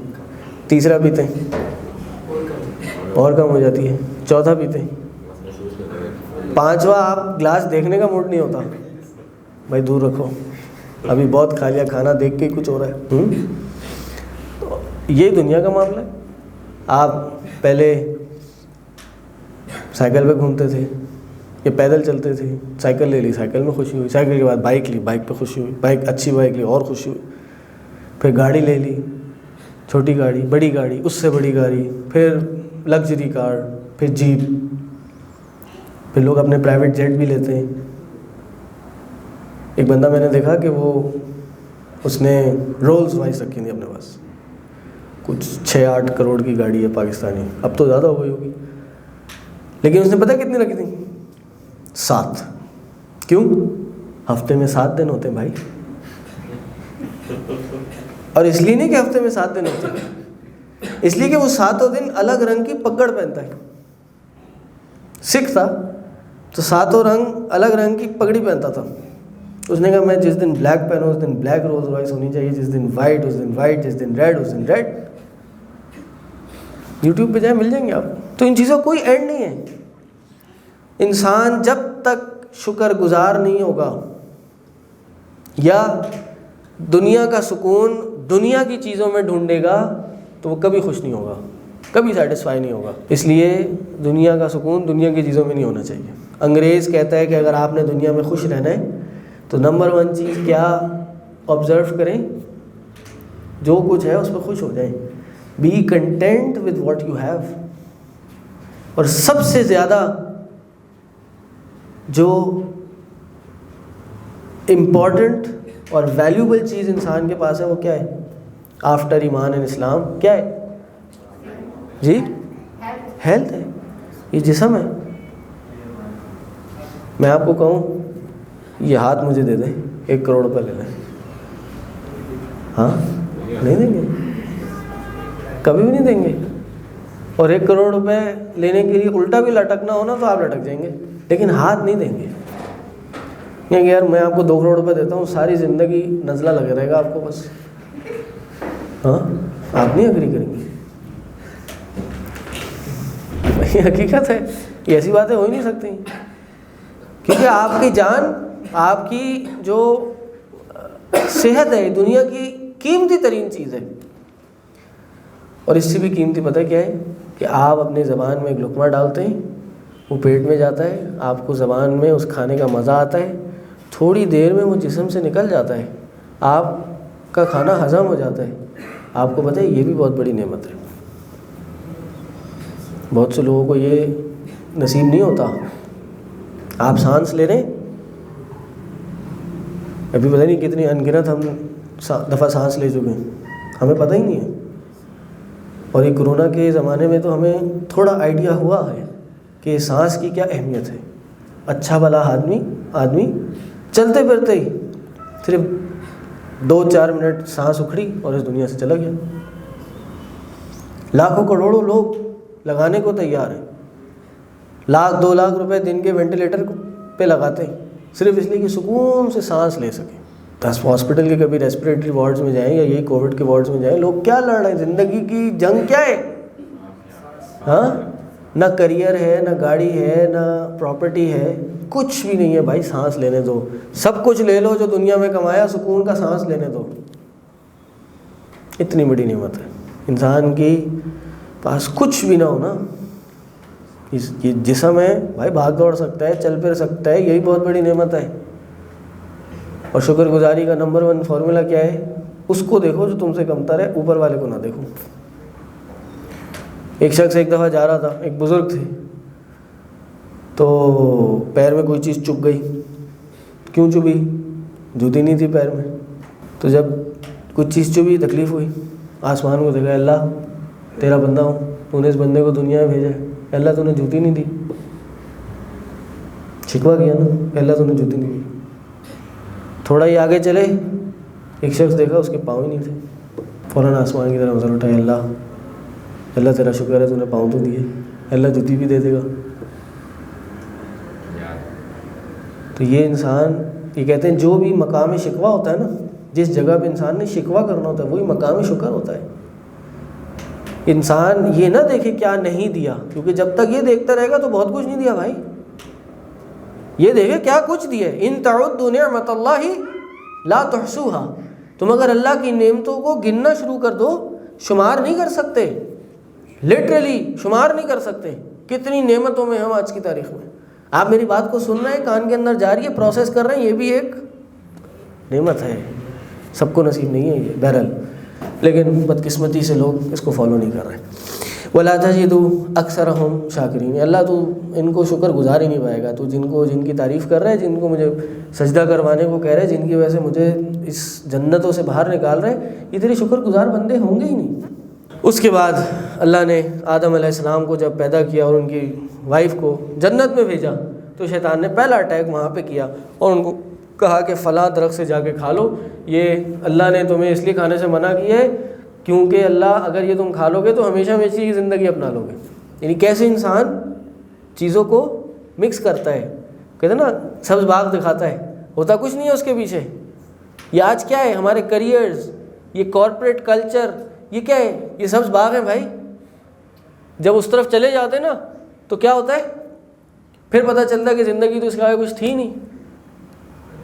آپ کو پتہ ہے ہم کراچی میں الحمدللہ ہمارے 2-3 انسٹیٹیوٹ 2-3 لوکیشنز پہ ہیں، تو وہاں پر DHA کراچی، ایک کراچی کا جیسے یہاں بھی ہے، وہاں بھی ایک پوش علاقہ ہے، تو وہاں لوگ اب بہت زیادہ انٹرسٹیڈ ہیں اپنے بچوں کو حفظ کرانے میں، دین کی تعلیم میں لانے کے لیے۔ کبھی سوچا کیوں بھائی؟ اور جو تھوڑا دور کے لوگ ہیں وہ نہیں ہیں اتنا زیادہ جتنا یہ ہو رہے ہیں اب۔ تو ہمیں کسی نے بتایا کہ بھائی اصل بات یہ ہے کہ ہم ساری زندگی جس چیز کو چیز کر رہے تھے اللہ نے ہمیں وہ دکھا دی، اور وہ دیکھنے کے بعد ہمیں احساس ہو کہ اس میں کچھ بھی نہیں ہے، ہم نے وہ اچیو کر لیا۔ اور بہت سے لوگ اس کے پیچھے لگے ہوئے، اندھا دھن لگے ہوئے اس کے پیچھے، اچیو کرنے کے پیچھے، بس کریئر ہو جائے، میری جاب ہو جائے، یونیلیور PNG میں میری جاب لگ جائے، فلاں کمپنی کی انجینئرنگ کمپنی ہے، IT کمپنی میری جاب لگ جائے، میرا بزنس سیٹ ہو جائے، بہت بڑا میں بزنس ٹائکون بن جاؤں، پھر یہ ہوگا، پھر وہ ہوگا، پھر فلاں ہوگا، پھر کچھ بھی نہیں ہوگا، آپ قبر میں ہوں گے، قبر کے اوپر آپ کا کفن ہوگا اور لوگ چھوڑ کے آپ کو چلے جائیں گے۔ یہ حقیقت ہے انسان کی، بیٹھے بیٹھے انسان چل بسے گا، پتہ بھی نہیں چلے گا۔ تو انسان اپنی حقیقت کو سمجھے، اپنی حقیقت کو جانے۔ یہ شیطان ہمیں یہی اس طرح ہمیں بھٹکاتا ہے، رنگینیاں دکھاتا ہے جس کے پیچھے کچھ بھی نہیں ہوتی۔ تو اسی طرح اس نے بیوٹیفائی کیا نا، گلوریفائنگ اینڈ بیوٹیفائنگ دا سنس، یہ انسان کے لیے بیوٹیفائی کرتا ہے۔ انسان کے ساتھ اس شیطان کا کیا تعلق ہے؟ تو شیطان کا انسان سے کیا تعلق ہوتا ہے؟ شیطان شروع دن سے آخر تک انسان کے ساتھ لگا ہوتا ہے۔ سب سے پہلے کیا ہوتا ہے؟ جب شیطان اس دنیا میں آتا ہے، جب انسان اس دنیا میں آتا ہے تو شیطان انسان کے ساتھ کیا کرتا ہے؟ چوکا مارتا ہے۔ ہاں، at the time of birth, حدیث میں آتا ہے کہ جب بھی بنی آدم پیدا ہوتا ہے تو یہ شیطان اس کو چونکا مارتا ہے، اور اس کے نتیجے میں بچہ روتا ہے۔ سائنس جو بھی کہتی ہے کہ بچہ کیوں روتا ہے، دین یہ کہتا ہے کہ بھائی شیطان اس کو چونکا مارتا ہے، اور عیسیٰ علیہ السلام کو نہیں مارا تھا، یہ حدیث میں آتا ہے کہ ان کو نہیں مارا تھا۔ تو یہ شروع دن سے ہی انسان کو تنگ کرنا شروع کر دیتا ہے۔ اسی طرح ہماری ڈیلی لائفز میں ہمارے ساتھ ہوتا ہے، یہ کس طرح ہمیں اٹیک کرتا ہے، یہ ہمارے خون میں دوڑتا ہے۔ آپ کو پتہ ہے اللہ کے نبی صلی اللہ علیہ وسلم نے فرمایا کہ ان الشیطان یجری مجری الدم، انسان کے خون میں، انسان کے اندر ایسے دوڑتا ہے جیسے خون انسان کے اندر دوڑتا ہے، جیسے خون دوڑتا ہے، یہ شیطان بھی اس کے اندر ایسے دوڑتا ہے۔ صحابہ نے پوچھا اللہ کے نبی صلی اللہ علیہ وسلم کیا آپ میں بھی دوڑتا ہے؟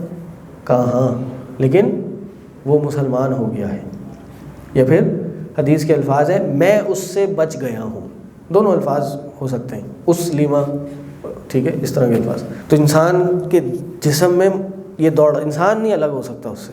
دوسرا، جب انسان یون کرتا ہے، انسان بڑا سا منہ کھولا، حدیث میں آتا ہے کہ جب یہ یون کرے ہو تو منہ پہ ہاتھ رکھ لو، اگر نہیں رکھو گے تو کیا ہوگا؟ یہ انٹری پوائنٹ ہے شیطان کا، اس جگہ سے تمہارے اندر داخل ہو جائے گا۔ تو یہ تو آتا ہے انسان کو، یہ ہو جاتا ہے کبھی کبھار، درس کی باتیں بورنگ لگ رہی ہوں تو نیند نہ بھی آ رہی ہو، جمعے میں بیٹھے ہوں تو نیند آ جائے، یونیورسٹی کا لیکچر ہو نہ سمجھ آ رہا ہو، نیند آنا شروع ہو جاتی ہے، یا واقعتاً کبھی نیند واقعی آ رہی ہوتی ہے تب بھی ہو جاتا ہے۔ نماز میں بہت ہوتا ہے، پتہ ہے آپ کو؟ اللہ کے نبی صلی اللہ علیہ وسلم کی حدیث ہے التثاؤب من الشیطان، کہ یہ جو یون کرنا ہے یہ شیطان کی طرف سے ہے۔ اس میں کوشش کرنی چاہیے نماز کے دوران بھی اگر ہو تو اس کو بند کرے، روکے، ہاتھ سے روکے۔ یہ کوئی اچھی بات نہیں ہے نماز پڑھنے شروع ہوئی اور بڑا بڑا منہ کھول کے جو یون کرنا شروع ہو گئے، نہیں، بلکہ یہ اکثر تب ہوتا ہے جب آپ کا نماز میں دھیان نہیں ہوتا۔ فوکس کیجیے گا، غور کیجیے گا، جب بھی آپ کا نماز سے دھیان اٹھے گا نا، آپ کو یہ کہتے ہیں نا جمائی آنا شروع ہو جائے گی۔ جب بھی نماز سے دھیان ہٹے گا آپ کو کوئی اور خیالات آنا شروع ہو جائیں گے، تو اس کو روکیں بھائی نماز میں۔ دوسرا، نماز پڑھتے ہوئے خیالات آتے ہیں، کیا خیال آتا ہے سب سے زیادہ؟ پتہ نہیں کتنی رکعتیں ہوئی ہیں، 2 ہوئی ہیں، 3 ہوئی ہیں، رکوع کیا تھا یا نہیں کیا؟ اللہ کے نبی صلی اللہ علیہ وسلم کی حدیث ہے کہ جب بھی انسان نماز پڑھتا ہے، اقامت دی جاتی ہے تو یہ شیطان دور بھاگ جاتا ہے، ہوا خارج کرتا ہوا دور بھاگتا ہے، جب اقامت ختم ہوتی ہے تو واپس آتا ہے۔ نماز ہو رہی ہوتی ہے، انسان کے دل میں یہ خیالات ڈالتا ہے، تنگ کرتا ہے، وسوسے ڈالتا ہے، اور پھر انسان سوچتا ہے کہ میں نے کتنی رکعتیں پڑھی ہیں۔ اس لیے اس چیز کو بھی انسان کو نماز میں بھی خاص خیال رکھنا چاہیے، شیطان کو داخل نہ ہونے دے۔ تیسرا، being alone with the opposite gender, حدیث میں آتا ہے کہ ایک مرد اور ایک عورت، انجان مرد انجان عورت نہیں ہوتے کسی جگہ پر، بلکہ تیسرا شیطان ہوتا ہے۔ کہیں بھی اکیلے ہوں گے تو وہاں شیطان ہوگا۔ اسی طرح کھانا کھاتے ہوئے کھانا کھاتے ہوئے بسم اللہ نہیں پڑھی تو وہ شیطان کا پیٹ بھرا ہے. اسی طرح دروازہ بند نہیں کیا گھر میں داخل ہوتے ہوئے تو کیا ہوگا؟ تب بھی شیطان آئے گا.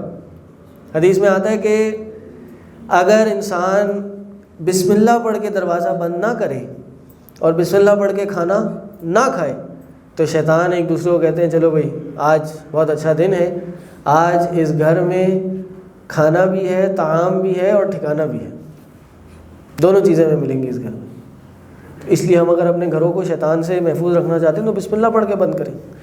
اسی طرح سوتے ہوئے حدیث میں آتا ہے اللہ کے رسول نے فرمایا رات کے وقت شیطان انسان کے یہ اس نوسٹرل اپر نوسٹرل میں بیٹھ جاتا ہے، من خرائہ ہی اس میں جا کے بیٹھ جاتا ہے، رات یہاں گزارتا ہے.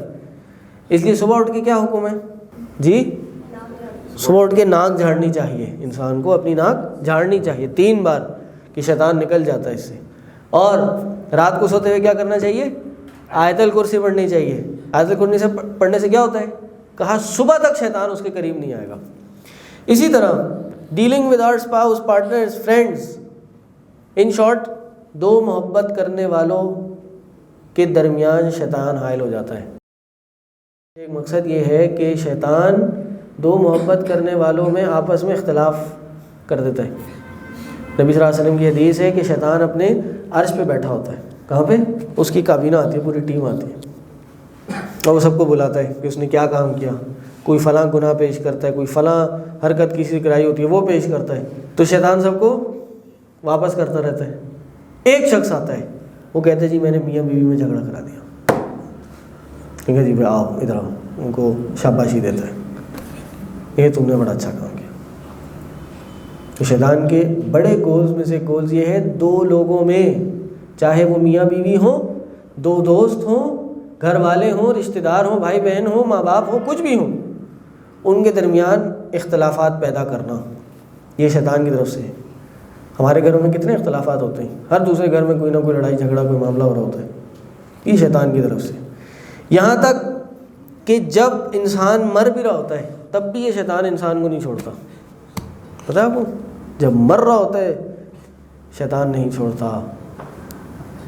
امام احمد رحمہ اللہ کا نام سنے؟ کون ہے؟ ہاں احمد بن حنبل. ان کو امام اہل السنہ کا امام کہا جاتا ہے. حدیث کہتے ہیں امام احمد نے حدیث کی کتاب لکھنے کے لیے 2 بار اس پوری دنیا کا سفر کیا ہے. 2 بار اس دنیا کا سفر کیا تو یہ حدیث مسند احمد ذکر کی. بہت بڑی شخصیت تھے. کہتے ہیں جب ان کا انتقال یہ مرض الموت میں تھے تو ایک دم بے ہوش ہو گئے. تو جب بے ہوش ہوئے تو بے ہوشی کی حالت میں یہ کہہ رہے تھے نہیں ابھی نہیں. تو جب ہوش آیا تو ان کے بیٹے بیٹھے تھے عبداللہ بن احمد. تو پوچھا کہ آپ بے ہوشی میں یہ باتیں کہہ رہے تھے، کیا کہہ رہے تھے، کیا مطلب تھا اس کا کہ ابھی نہیں. کہہ رہے میرے پاس اس بے ہوشی حالت میں میرے سامنے شیطان آیا اور مجھے کہنے لگا کہ احمد تم مجھ سے جیت گئے، احمد تم نے مجھے ہرا دیا، احمد تم کامیاب ہو گئے، مجھ سے سبقت لے گئے. اور میں کہتا نہیں ابھی بھی نہیں.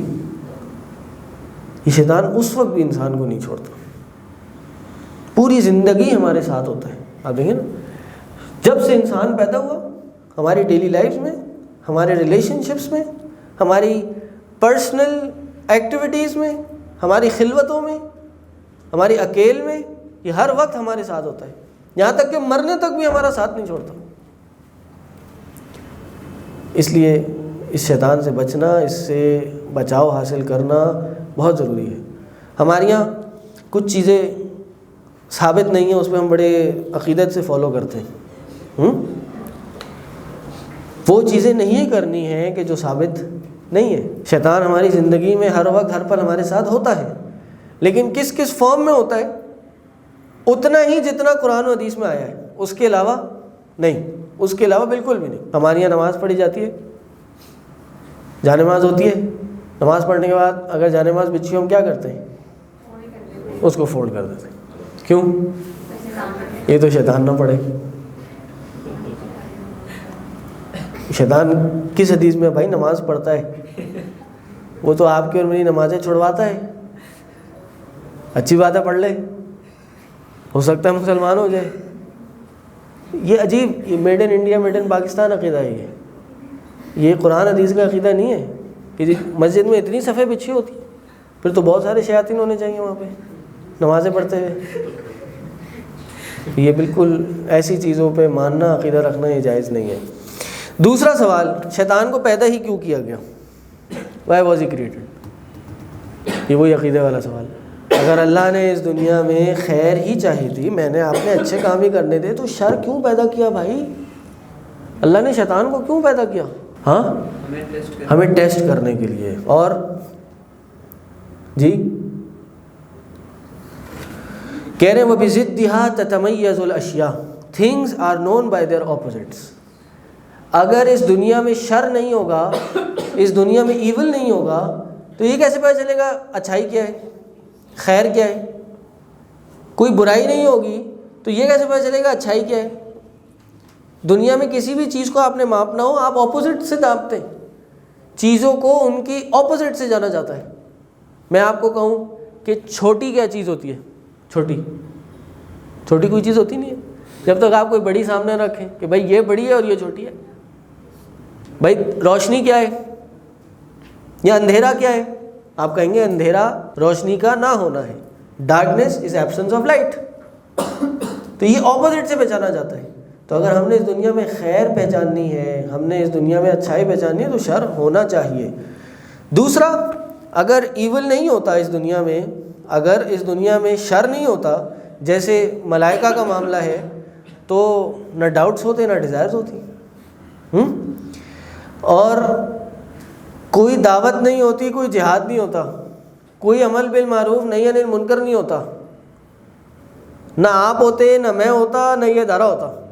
سب کچھ اچھا ہو رہا ہوتا. اگر سب کچھ اچھا ہوتا تو برائی کیسے الگ ہوتی؟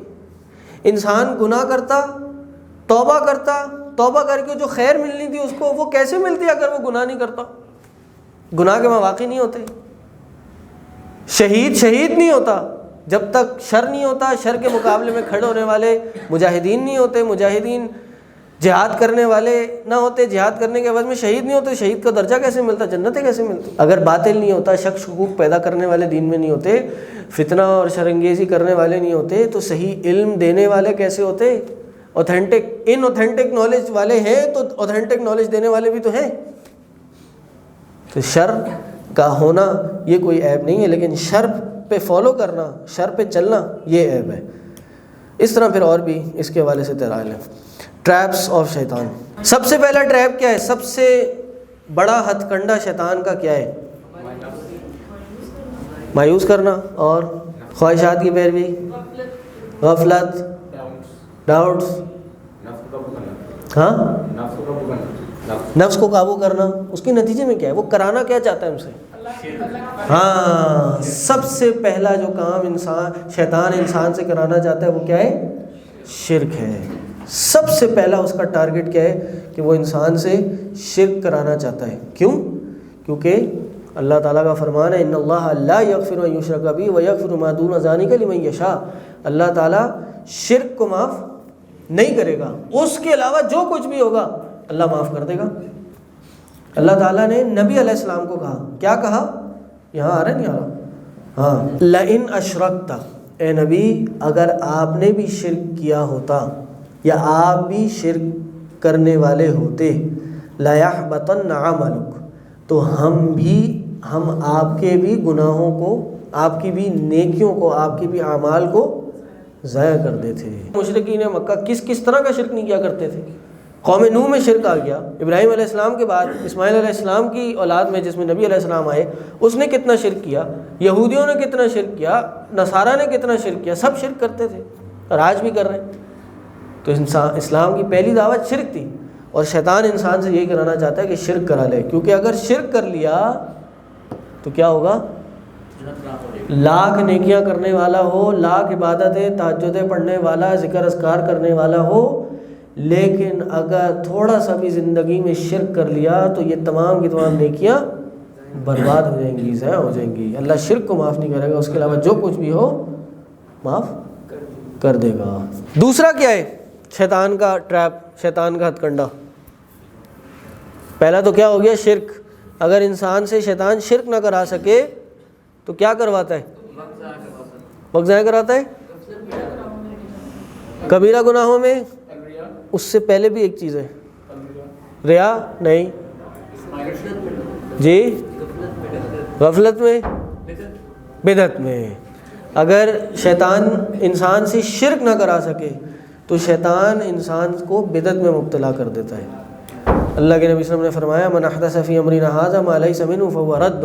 جو کوئی بھی ہمارے دین میں کوئی نیا عمل ایجاد کرے جو اس میں نہیں ہے وہ مردود ہے اور رد ہے، ریجیکٹڈ. من عمل عملا لیس علیہ امرنا فہو رد. بدترین معاملات محدثات الامور ہیں، نئے نئے کام ہیں جو دین میں ایجاد کیے جاتے ہیں، اور ہر نیا کام بدعت ہے، اور ہر بدعت گمراہی ہے، اور ہر گمراہی جہنم میں لے جانے والی ہے.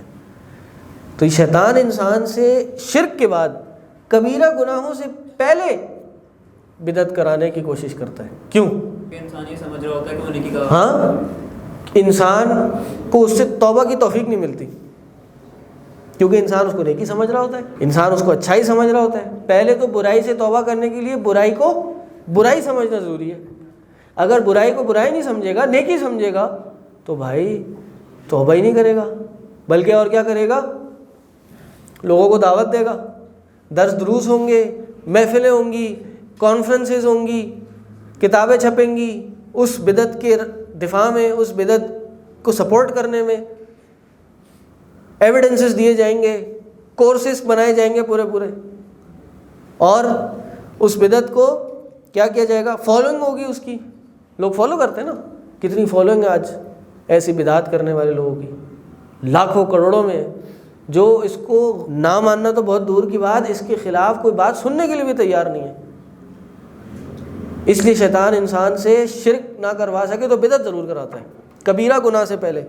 اسی طرح کہ یہ جو بدعت ہے یہ انسان کو کفر شرک کی طرف لے کے جاتی ہے. پتہ ہے آپ کو یہ بات؟ بدعت پہلا سٹیپ ہے کفر اور شرک کی طرف، پہلا سٹیپ ہے.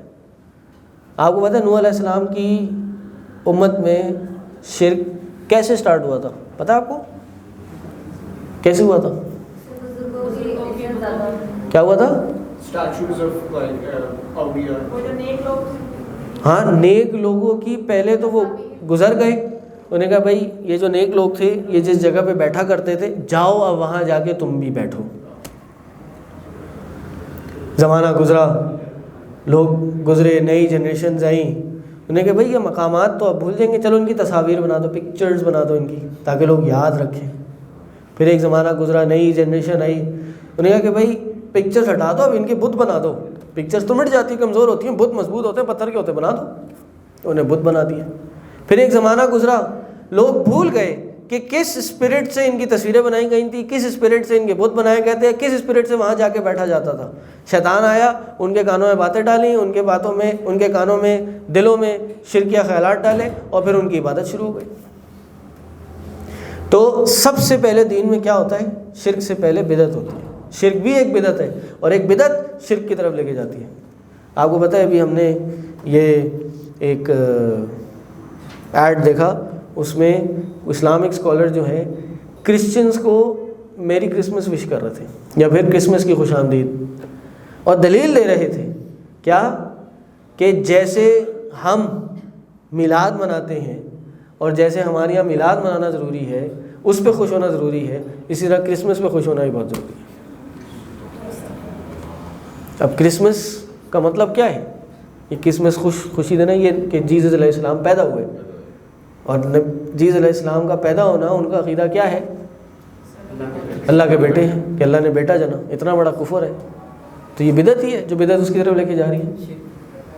اور ہمارے والے بھی چونکہ ایک بدعت پہ چڑھ گیا، وہ نیکسٹ لیول پہ جا رہے ہیں. تو بہرحال تو دوسرا کام کیا ہے؟ وہ انسان سے بدعت کراتا ہے، اور بڑے اچھے طریقے سے اس کو مزین کرتا ہے. دلائل بھی ہوتے ہیں، ثابت ہوگی بھائی صحابہ بھی بدعت کرتے تھے، آپ کو کیا پتا؟ ہاں، کہہ رہے ہیں آپ بدعت کر رہے ہیں، بتائیں یہ کمپیوٹر تھا، ٹی وی تھا نبی علیہ السلام کے زمانے میں، یہ لائٹ تھی، لیپ ٹاپ تھا، مائک تھا، آپ پکڑ کے بیٹھے ہوئے تو بدعت ہو گئی. کیمرہ تھا، انسٹیٹیوٹ تھا، نبی علیہ السلام تو نیچے بیٹھتے تھے، چٹائیوں پہ، مٹی پہ بیٹھتے تھے، مٹکے سے پانی پیتے تھے، مشکیزے سے کھجورے کھاتے تھے، آپ برگر کھا رہے ہیں۔ مسجدیں تھیں، مسجد میں محراب تھا، لائٹیں تھیں، پنکھے تھے، مینار تھا، آپ ہمیں کیوں غلط کہہ رہے ہیں؟ آپ خود بھی بدعت کر رہے ہیں۔ تو یہ اشکالات یہ شیطان ذہن میں ڈالتا ہے۔ شیطان بدعت کے کانسیپٹ کو بھی بڑا خلط مل کرتا ہے اور اس کے کئی دلائل بھی دیتے ہیں۔ کہتے ہیں دیکھیں صحابہ نے بدعت کی، تراویح کی نماز نبی علیہ السلام نے پڑھی تھی، یہ تو حضرت عمر نے ایجاد کیا۔ ہاں، حضرت عمر نے جب ایجاد کی تو انہوں نے کہا کہ نعمت البدعۃ ھذہ، کتنی اچھی بدعت ہے۔ آپ کہہ رہے ہیں بدعت بری چیز ہوتی ہے، حضرت عمر نے تو کی تھی۔ پوری تراویح آپ ہر رمضان پڑھتے ہیں، مساجد بڑی ہوئی ہیں، ادارے بڑے ہوئے ہیں، گھر پہ پڑھتے ہیں جماعت سے تراویح، یہ تو حضرت عمر نے ایجاد کی تھی۔ جی کیا جواب دیں گے؟ اچھا پھر اس پہ امام شافعی کا کوٹ نقل کرتے ہیں، قول نقل کرتے ہیں، کیا کہ دین میں ایک ہوتی ہے اچھی بدعت، بدعت حسنہ، اور ایک ہوتی ہے بدعت سیئہ، بری بدعت۔ تو ہم جو یہ کام کر رہے ہیں یہ سب بدعت حسنہ ہے، یہ بدعت سیئہ نہیں ہے۔ اور امام شافعی نے بھی بدعت حسنہ کی ڈیفینیشن میں حضرت عمر کا قول نقل کیا۔ کیا جواب دیں گے؟ ہیں؟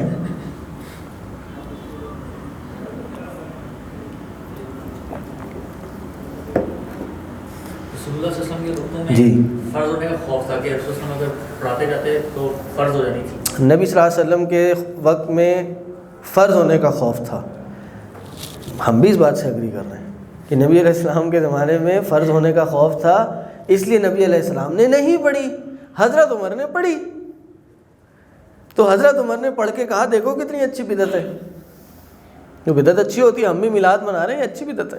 آپ ایسی آپ نے جو ہے وہ شور مچایا ہوا ہے بدعت بدعت۔ جی علماء کرام،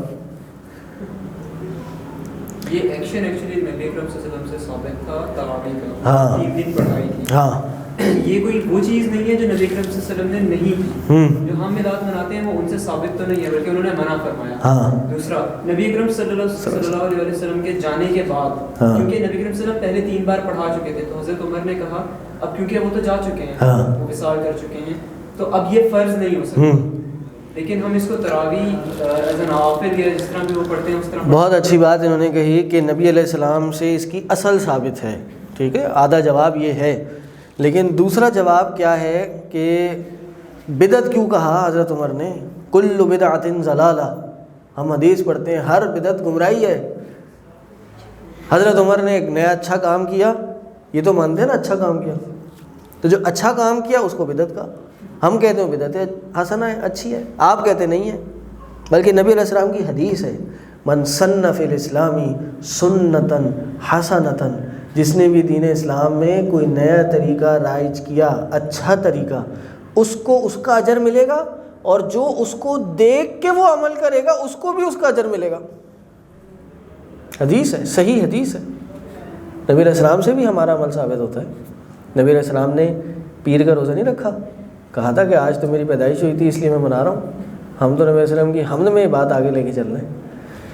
بہرحال بات لمبی ہو جائے گی، ٹھیک ہے، دلائل اس طرح کے بہت ہیں۔ اس کا بنیادی سا جواب یہ ہے کہ حضرت عمر نے جو بات کہی تھی نعمت البدعۃ ھذہ، یہ ایک بہترین بدعت ہے، کیا کتنی اچھی بدعت ہے۔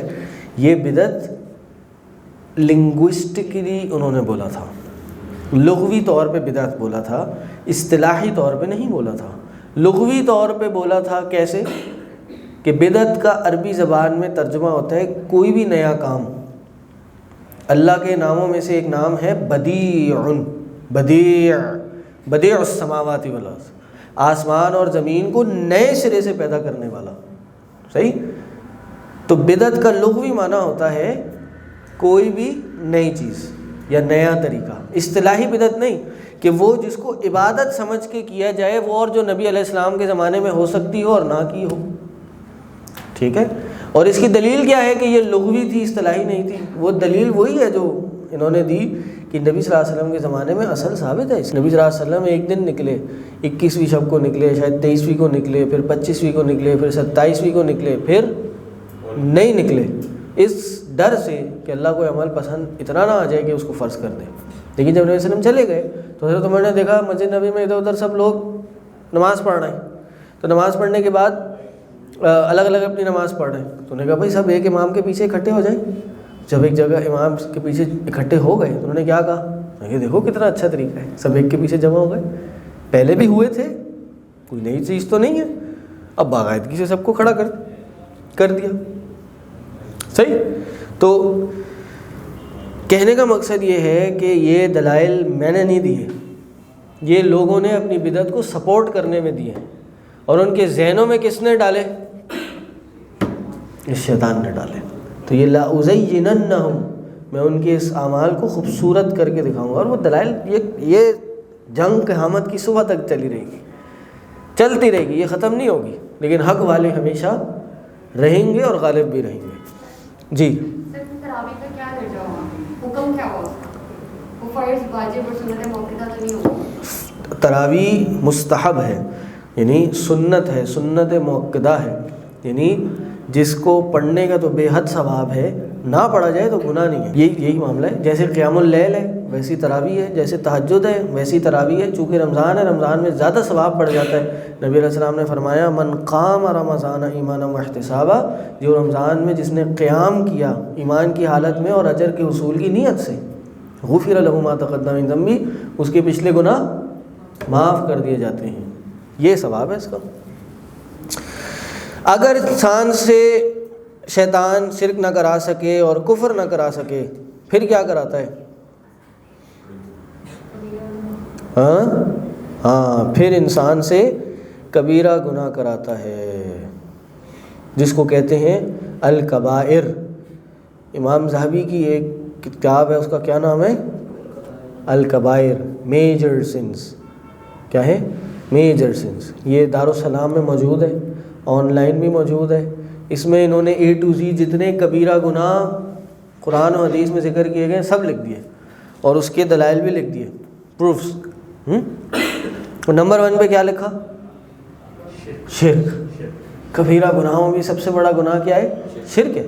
اللہ کے نبی صلی اللہ علیہ وسلم نے خود بتایا کہ اکبر الکبائر الاشراک باللہ، سب سے بڑا گناہ کبیرہ گناہوں میں سے بھی کیا ہے؟ اللہ کے ساتھ شرک کرنا۔ کبیرہ گناہ اور صغیرہ میں کیا فرق ہے؟ صغیرہ گناہ چھوٹے ہوتے ہیں، کبیرہ گناہ بڑے ہوتے ہیں، یہ تو ٹرانسلیشن ہے، فرق کیا ہے؟ صغیرہ گناہ جو ہوتے ہیں نا وہ جانے انجانے میں ہو جاتے ہیں، صغیرہ گناہ جانے انجانے میں ہو جاتے ہیں۔ جانے میں ہوتے ہیں، پہلے سوچ لیں، جانے میں یا انجانے میں؟ انجانے میں ہوتے ہیں۔ انجانے میں تو کبیرہ بھی ہو تب بھی گناہ نہیں ہوتا۔ سر صغیرہ گناہ کا جو سزا کا کنسیپٹ ہے وہ کمپیریٹیولی اس سے کم ہے جو میجر سے ہے۔ سزا کا کانسیپٹ اس سے کم ہے، صحیح ہے، کم ہے، بالکل ہے۔ جی کبیرہ وہ گناہ ہوتے ہیں کہ توبہ کے بغیر جن کی معافی نہیں ہوتی۔ کبیرہ گناہ وہ ہوتے ہیں جن کی توبہ کے بغیر معافی نہیں ہوتی، بالکل صحیح، لیکن یہ تو رزلٹ ہے نا، ڈفرینس کیا ہے؟ پتہ کیسے چلے گا یہ کبیرہ ہے یا صغیرہ ہے؟ کبیرہ گناہ اسلام سے خارج نہیں کرتے، ٹھیک ہے، ورنہ انسان خارج بن جائے، تکفیری بن جائے، نماز چھوڑ دی جان بوجھ کے، کافر، ایسا نہیں ہے، ٹھیک، کوئی بات نہیں، اس میں کوئی مسئلہ نہیں ہے، اچھی بات ہے، سیکھنے کو مل رہا ہے بھائی، ہم نے بھی ایسے ہی سیکھے۔ جی کبیرہ گناہ ڈیفائنڈ ہے اور باقی ڈیفائنڈ نہیں ہے، دیکھو نا کانسیپٹس آ رہے ہیں، جی اجتہاد ہو رہا ہے۔ جی کبیرہ گناہ اللہ کے غضب کو بڑھاتے ہیں، کبیرہ گناہ اللہ کے غضب کو بڑھاتے ہیں، چھوٹے نہیں گناتے، چھوٹے کا وہ لیول تو نہیں ہے نا، مطلب وہ والا بھڑکاتے نہیں ہیں، وہ لیول، ہاں بھائی یہ تو رزلٹ ہے نا، پتہ کیسے چلے گا؟ حد قائم ہوگی، یہ کوئی جواب آیا ہے، جس پر حد قائم ہو، ہاں جس پر وعید ہو، ہاں یہ چیز، شاباش، کہ کبیرہ گناہ وہ ہیں کہ جن کو نمبر 1 حدیث میں بتا دیا گیا بھائی یہ کبیرہ ہے۔ ایک حدیث ہے جس میں کہا گیا اکبر الکبائر، ابھی میں نے آپ کے سامنے پڑھی کہ کبیرہ ترین گناہ کون سے ہیں؟ الاشراک باللہ، اللہ کے ساتھ شرک کرنا، اللہ ماں باپ کی نافرمانی کرنا، قتل کرنا، زنا، یہ سب کیا ہے؟ کبیرہ گناہ ہے، جھوٹی گواہی دینا۔ دوسرا جو انہوں نے بتایا کہ ایسا گناہ جس پہ حد قائم ہو یا پھر آخرت میں کوئی وعید ہو، کوئی سزا مقرر کر دی گئی ہو کہ یہ کرنے والے کے ساتھ جہنم میں یہ سزا ہوگی، ٹھیک، اور اسی طرح آپ نے کیا کہا، جس پر لعنت کے الفاظ ہوں، صحیح، یہ ساری چیزیں، جو قبر کے عذاب کا ذکر ہو، جہنم میں خاص عذاب کا ذکر ہو، اللہ کے نبی صلی اللہ علیہ وسلم نے اپنے سے علیحدگی کا اعلان کیا ہو، یہ سارے کیا ہیں؟ یہ سارے کبیرہ گناہوں میں سے ہیں، ٹھیک۔ اب سوال یہ صغیرہ گناہ کیا ہے؟ جی، ان تینوں کے علاوہ ان سب کے علاوہ جو کچھ ہے وہ صغیرہ گناہ ہے۔ کبیرہ گناہ خاص توبہ کرنے سے معاف ہوتے ہیں، اسپیشل توبہ کی جائے گی تو معاف ہوں گے، ورنہ نہیں ہوں گے۔ صغیرہ کیا ہے؟ صغیرہ پھر کیسے ہوتے ہیں؟ بغیر توبہ کے معاف ہو جاتے ہیں؟ عبادت کرنے سے معاف ہو جاتے ہیں۔ ان الحسنات یذہبن السیئات، انسان نیکیاں کرتا ہے، نیکیاں کرنے کے بعد نیکیاں کرتا ہے، اس کے بیچ میں جو گناہ ہوتے ہیں وہ مٹ جاتے ہیں۔ ایک حدیث بتاؤں گا، فرق سمجھ آ جائے گا کہ ور رمضان الی رمضان، ایک رمضان سے دوسرا رمضان، مکفرات ما بینہن، اس کے درمیان جو کچھ انسان گناہ کرتا ہے رمضان اس کا کفارہ بن جاتا ہے۔ یہ تو ایک سال کا ہو گیا۔ پھر حدیث میں فرمایا والجمعہ الی الجمعہ، ایک جمعے سے دوسرا جمعہ، یہ جمعہ ان کے درمیان جو انسان گناہ کرتا ہے ان کا کفارہ بن جاتا ہے۔ بلکہ یہ بھی نہیں، یہ تو ہفتہ ہو گیا، ایک دن، ایک نماز سے دوسری نماز جب انسان پڑھتا ہے تو یہ بھی اس کے گناہوں کا کفارہ بن جاتا ہے۔ اور اس حدیث کے شروع میں ہی فرمایا والعمرہ الی العمرہ، ایک عمرے سے دوسرا عمرہ، ایک عمرہ کر کے آیا، اب دوسرا عمرہ جب بھی کرے گا تو دوسرا عمرہ اس کے گناہوں کا کفارہ بن جائے گا۔ تو یہ ہے، اور یہ جیسے آپ نے کہا استغفار کہ نا سبحان اللہ وبحمدہ سبحان اللہ العظیم، جب انسان پڑھتا ہے تو 100 نیکیاں مٹ جاتی ہیں، 100 درجات بلند ہو جاتے ہیں، 100 گناہ مٹا دیے جاتے ہیں۔ کتنا ہے یہ حدیثوں میں فوائد آئے ہیں، تو یہ وہی گناہ ہیں جو انسان کے مٹتے ہیں۔ لیکن کبیرہ گناہ خاص توبہ کرنے سے معاف ہوتا ہے۔ توبہ کی شرائط بھی ہیں، کیا ہے؟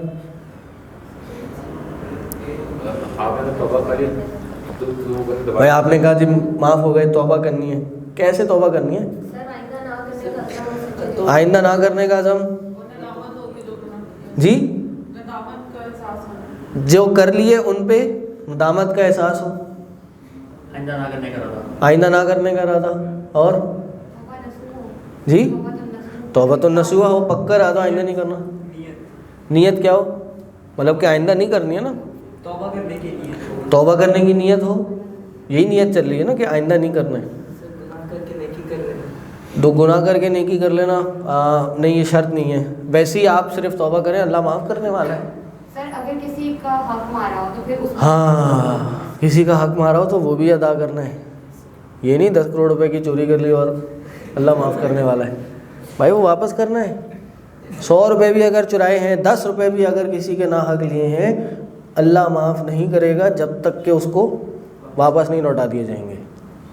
یہ اللہ نے شرط لگائی ہے، اللہ تو معاف کرنے والا ہے۔ اپنے حقوق جتنے بھی اس میں کہتے ہیں نا کہ حقوق پورے نہ کیے ہوں اللہ معاف کر دے گا، لیکن اللہ نے اپنے بندوں کے حقوق کو معاف کرنے کی تب ذمہ داری لی ہے جب ان کے حقوق واپس لوٹا دیے جائیں، حقوق ادا کیے جائیں، ان کا حق واپس لوٹایا جائے، صحیح۔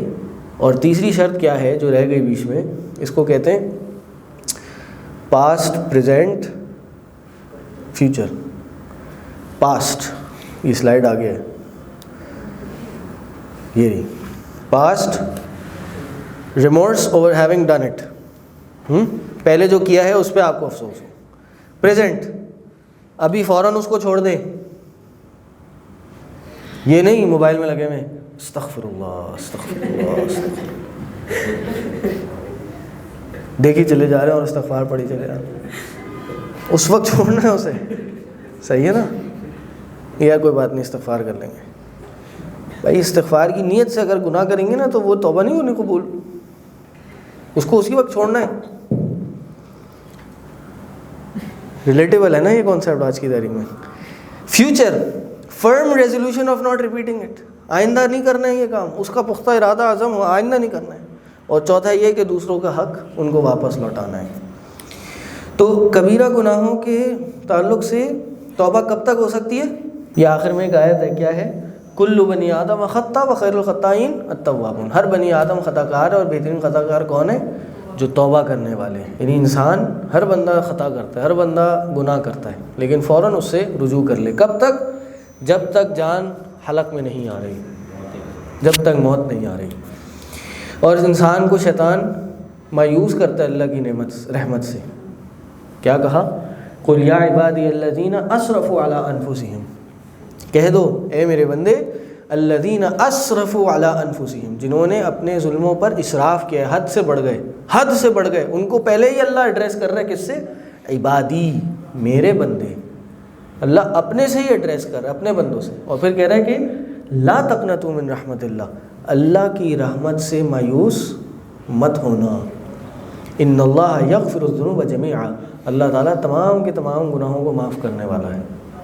لیکن شیطان انسان کو دل میں بات ڈالتا ہے، نہیں بھائی کبیرہ گناہوں سے اتنا بوجھ ہے، تم نے اتنے گناہ کر لیے، اللہ کیسے معاف کرے گا؟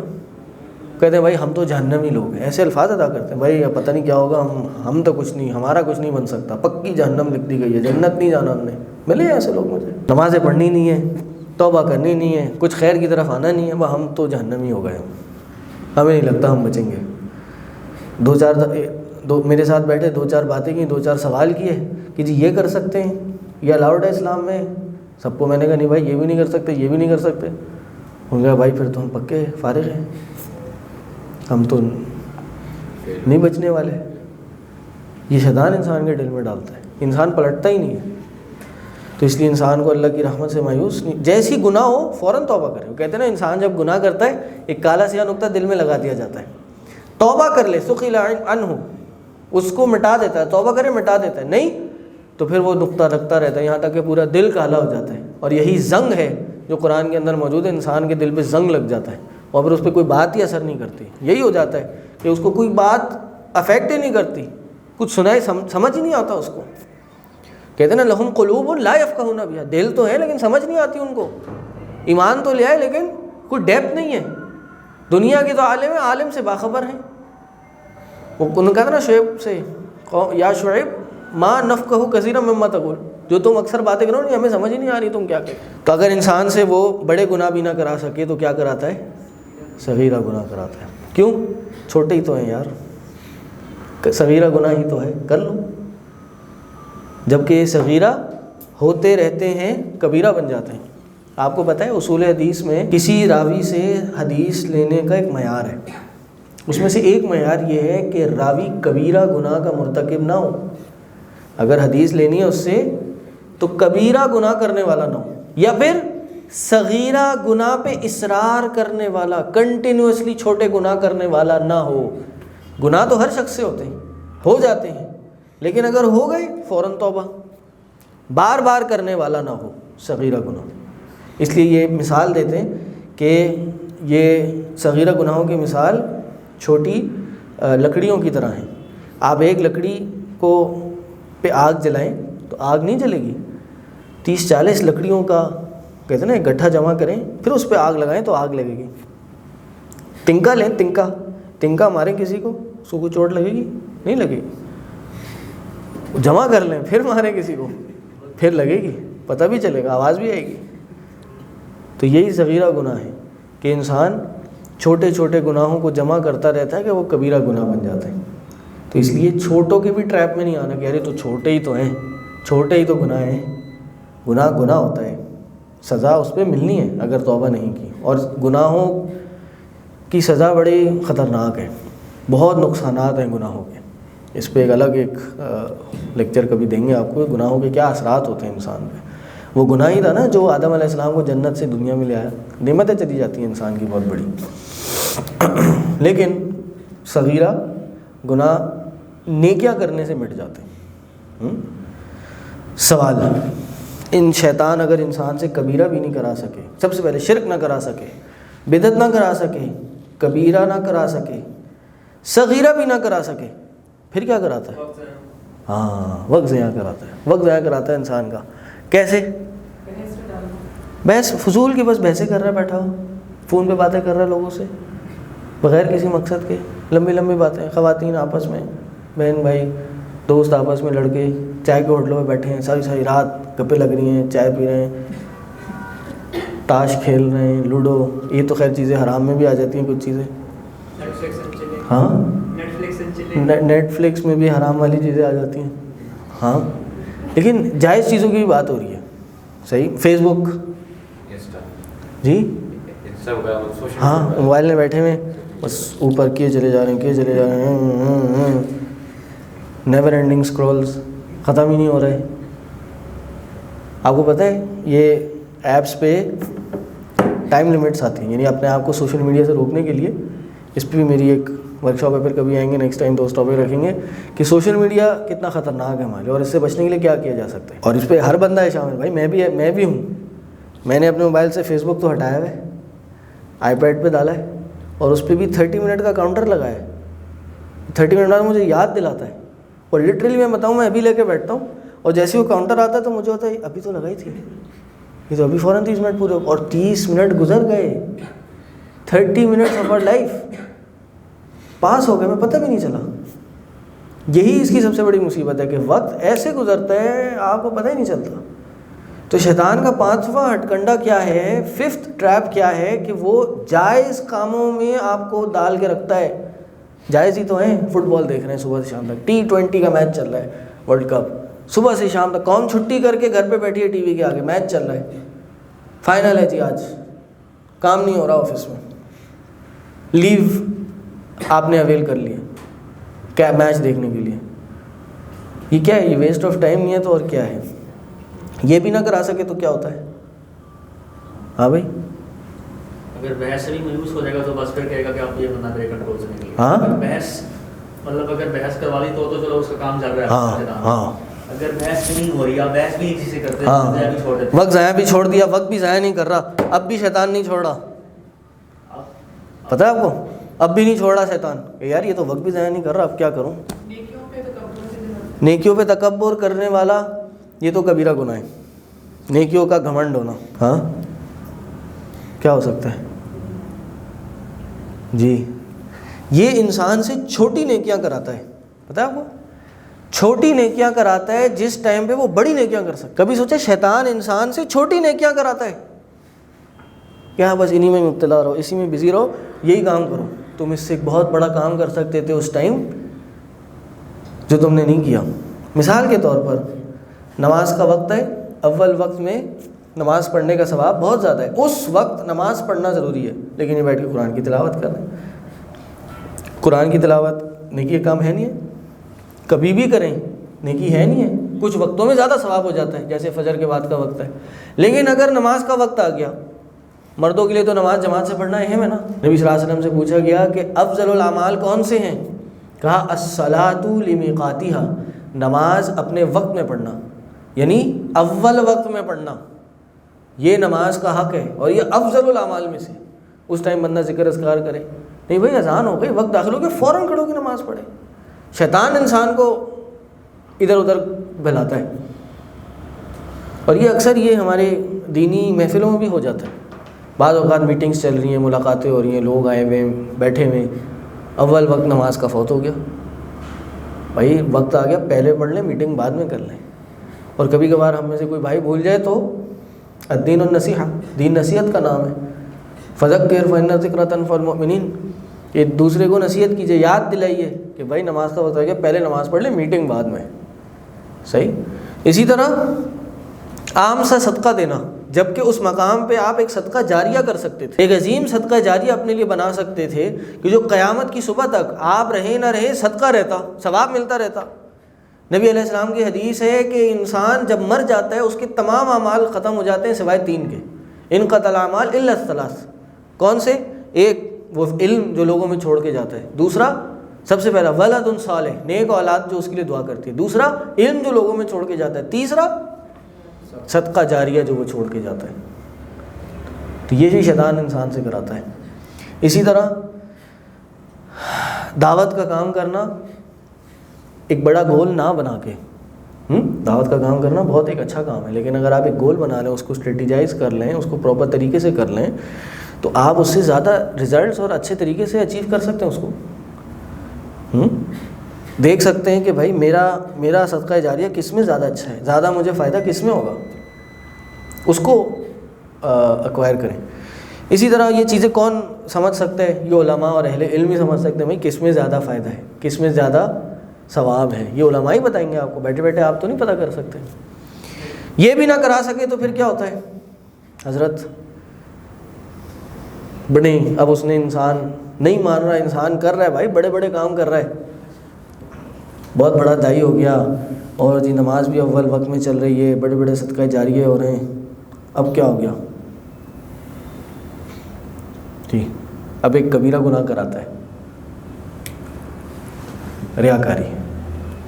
انسان بڑے بڑے لیول پہ پہنچ جاتا ہے، بڑے بڑے کام کرتا ہے تو ریاکار ہو جاتا ہے۔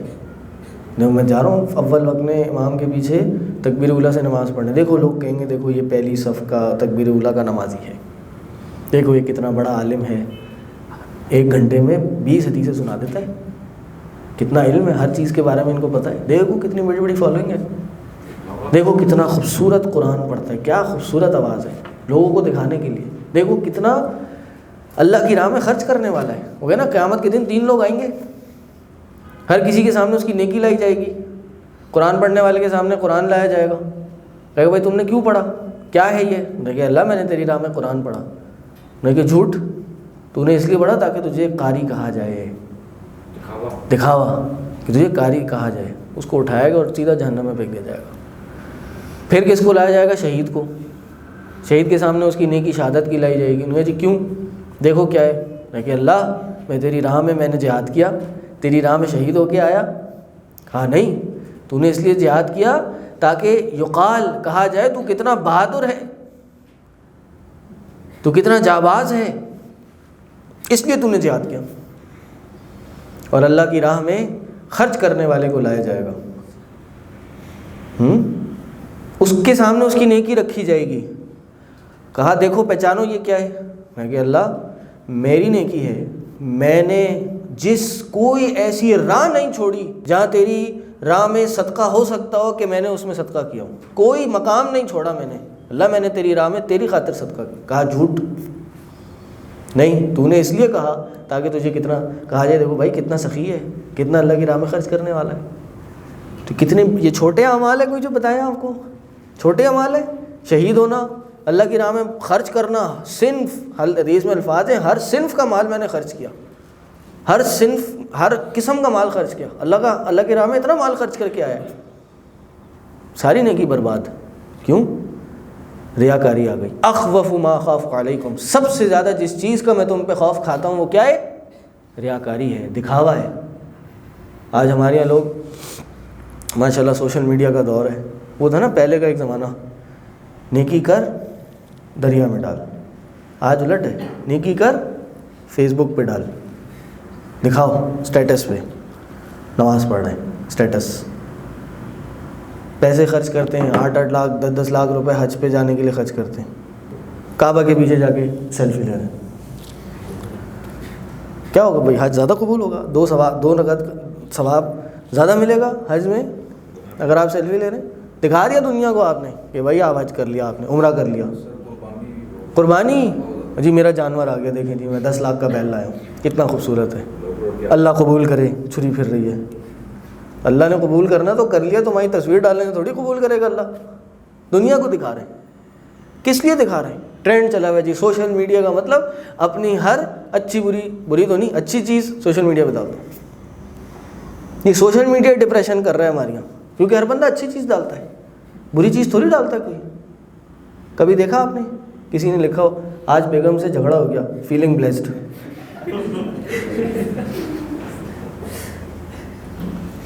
عجیب بلا ہے یہ بھائی، بہت کام ہو سکتے ہیں اس سے، لیکن آپ کی پرسنل لائف آپ کی اپنی ہے، ہر کیک کھانے کی اور ہر پیزے کا سلائس بنانے کی تصویر ڈالنے کی ضرورت نہیں ہے، دکھاوا ہے یہ۔ کسی کو ہو سکتا ہے 2 وقت کی روٹی نہ ملی ہو، کسی کا ہو سکتا ہے ریلیشن شپ خراب ہوا ہو، آپ اپنی شادی کی تازہ تصویریں ڈال رہے ہیں، اپنے شوہر کے ساتھ یا اپنی بیوی کی تصویریں ڈال رہے ہیں، نظر بد نہیں لگے گی؟ آپ کی نئی جاب لگ گئی، آپ کی پروموشن ہو گئی، اس کو فائر کر دیا گیا، یہ سب دکھاوا ہے۔ دین کے معاملے میں ہو، دنیا کے معاملے ہو، یہ سب غلط ہے، یہ شیطان کے ہتھ کنڈوں میں سے ہے۔ اب بھی ایک مسئلہ ہے, اب بھی شیطان نہیں چھوڑتا بھائی, اب بھی شیطان نہیں چھوڑتا. دکھاوے سے بھی بچ گیا, نہ شرک کیا, نہ بدعت کی, نہ کبیرہ گناہ, نہ صغیرہ گناہ, نہ ٹائم ضائع کیا, نیکیاں کی, چھوٹی بھی نہیں بڑی بڑی نیکیاں کی, اور اس کے ساتھ ریاکاری سے بھی بچ گیا. اب بھی شیطان نہیں چھوڑتا. پتہ ہے آپ کو شروع میں کہا تھا نا, ان الشیطان لکم عدو فاتخذوہ عدوا, دشمن ہے, اس کو دشمن ہی اپناؤ. ابھی احساس ہو رہا ہوگا کیسا دشمن ہے. اب کیا کراتا ہے پتہ ہے آپ کو, یہ لیں جی, فزیکل اینڈ سائیکولوجیکل ہارم, نفسیاتی اور جسمانی تکلیف آپ کو پہنچاتا ہے. اب دین تو ختم ہو گیا نا, دین کے معاملات آپ نے بہترین طریقے سے عمل کر, اب فزیکلی آپ کو تکلیف پہنچائے گا. یہ جن, جنات, نظر بد, یہ کس کو لگتی ہیں؟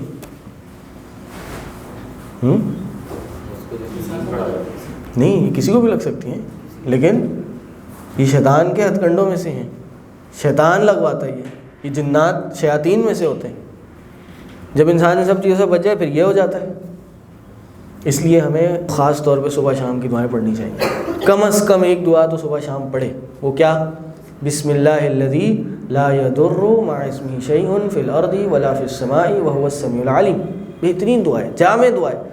نبی صلی اللہ علیہ وسلم نے فرمایا جو شخص صبح 3 بار پڑھ لے شام تک کوئی چیز نقصان نہیں دے گی, شام پڑھ لے صبح تک کوئی چیز نقصان نہیں دے گی. بسم اللہ الذی لا یضر مع اسمہ شیء فی الارض ولا فی السماء وهو السمیع العلیم. 8 سے 10 کلمات ہیں, 3 بار پڑھ لیں. برائی سے بھی بچائے گا, شیطان سے بھی بچائے گا, جنات سے بھی بچائے گا, لوگوں کی تکالیف سے بچا لے گا. لوگ تنگ کرتے ہیں. حضرت عمر کے ساتھ کیا ہوا؟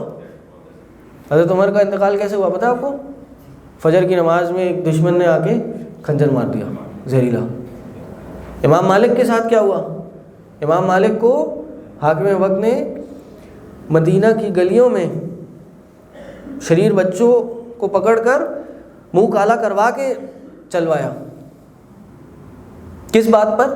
فتویٰ دیا تھا کہ زبردستی اگر کوئی شوہر اپنی بیوی کو طلاق دے دے تو وہ طلاق واقع نہیں ہوتی. طلاق المکرہ لا یقع, واقعی نہیں ہوتی.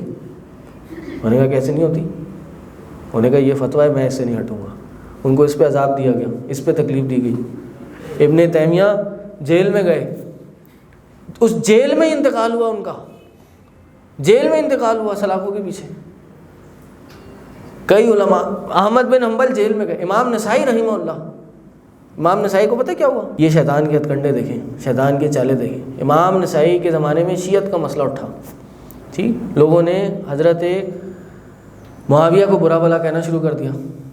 لوگ آئے, انہوں نے کہا کہ امام صاحب آپ حضرت معاویہ کے, پہلے انہوں نے کیا کیا, حضرت علی کے بارے میں فضائل میں کتاب لکھ دی.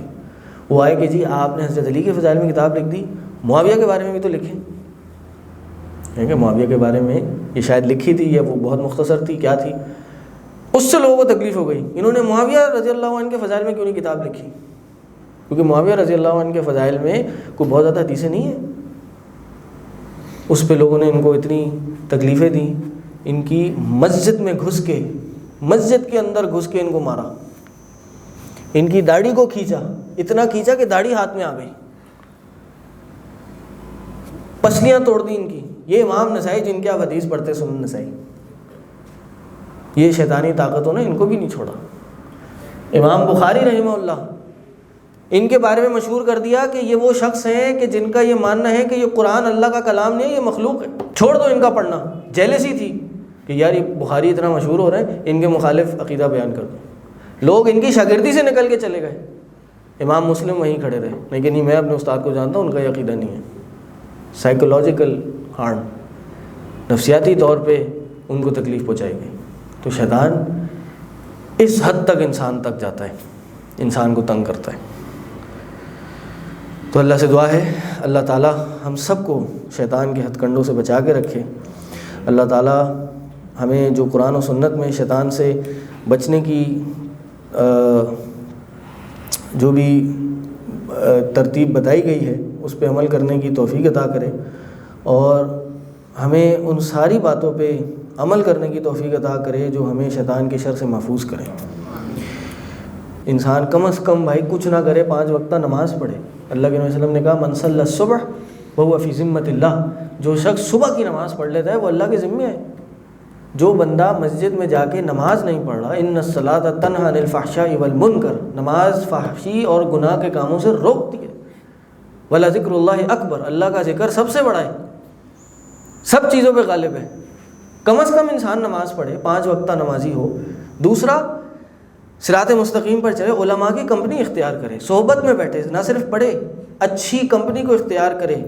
اسی طرح گناہوں کی جگہوں سے بچ جائے، ایسی جگہوں پہ نہ جائے جہاں گناہ ہوتے ہیں، جہاں فری مکسنگ ہوتی ہے، جہاں گانے بجانے ہوتے ہیں، جہاں ڈسکو ڈانس پارٹیز وغیرہ ہوتی ہیں. باہر رات کے ٹائم کم سے کم جائے. اکثر گناہ کے کام کب ہوتے ہیں بھائی؟ رات میں ہوتے ہیں. کبھی سنا صبح فجر کے بعد ڈانس پارٹی ہو رہی ہے؟ نہیں ہوتی نا، یہ رات کو ہی ہوتے ہیں. ساری خرافات خباثتیں رات کے ٹائم ہوتی ہیں. رات کو اپنے گھر میں رہے، رات سونے کے لیے، رات تہجد پڑھنے کے لیے. سردیوں کی راتیں علماء کہتے ہیں، امام حسن بصری کہتے ہیں کہ سردیوں کی راتیں مومن کے لیے بڑی گولڈن پیریڈ ہیں، کہ راتیں لمبی ہیں، دن چھوٹے ہیں. رات لمبی ہے تو کیا کریں؟ قیام کریں. اٹھائے، رات کو اٹھے، فجر سے آدھا گھنٹہ 1 گھنٹہ پہلے اٹھے، قرآن اٹھائے، یاد نہیں ہے قرآن اٹھائے، نمازیں پڑھنا شروع کریں. وہ طاقت اور وہ اسپرچویلٹی ملے گی، کائنات کی کوئی چیز نہیں دے سکتی آپ کو. 360 ڈگری کوئی اگر چینج آپ کی لائف میں آ سکتا ہے تو یہ تہجد کی نماز سے آ سکتا ہے.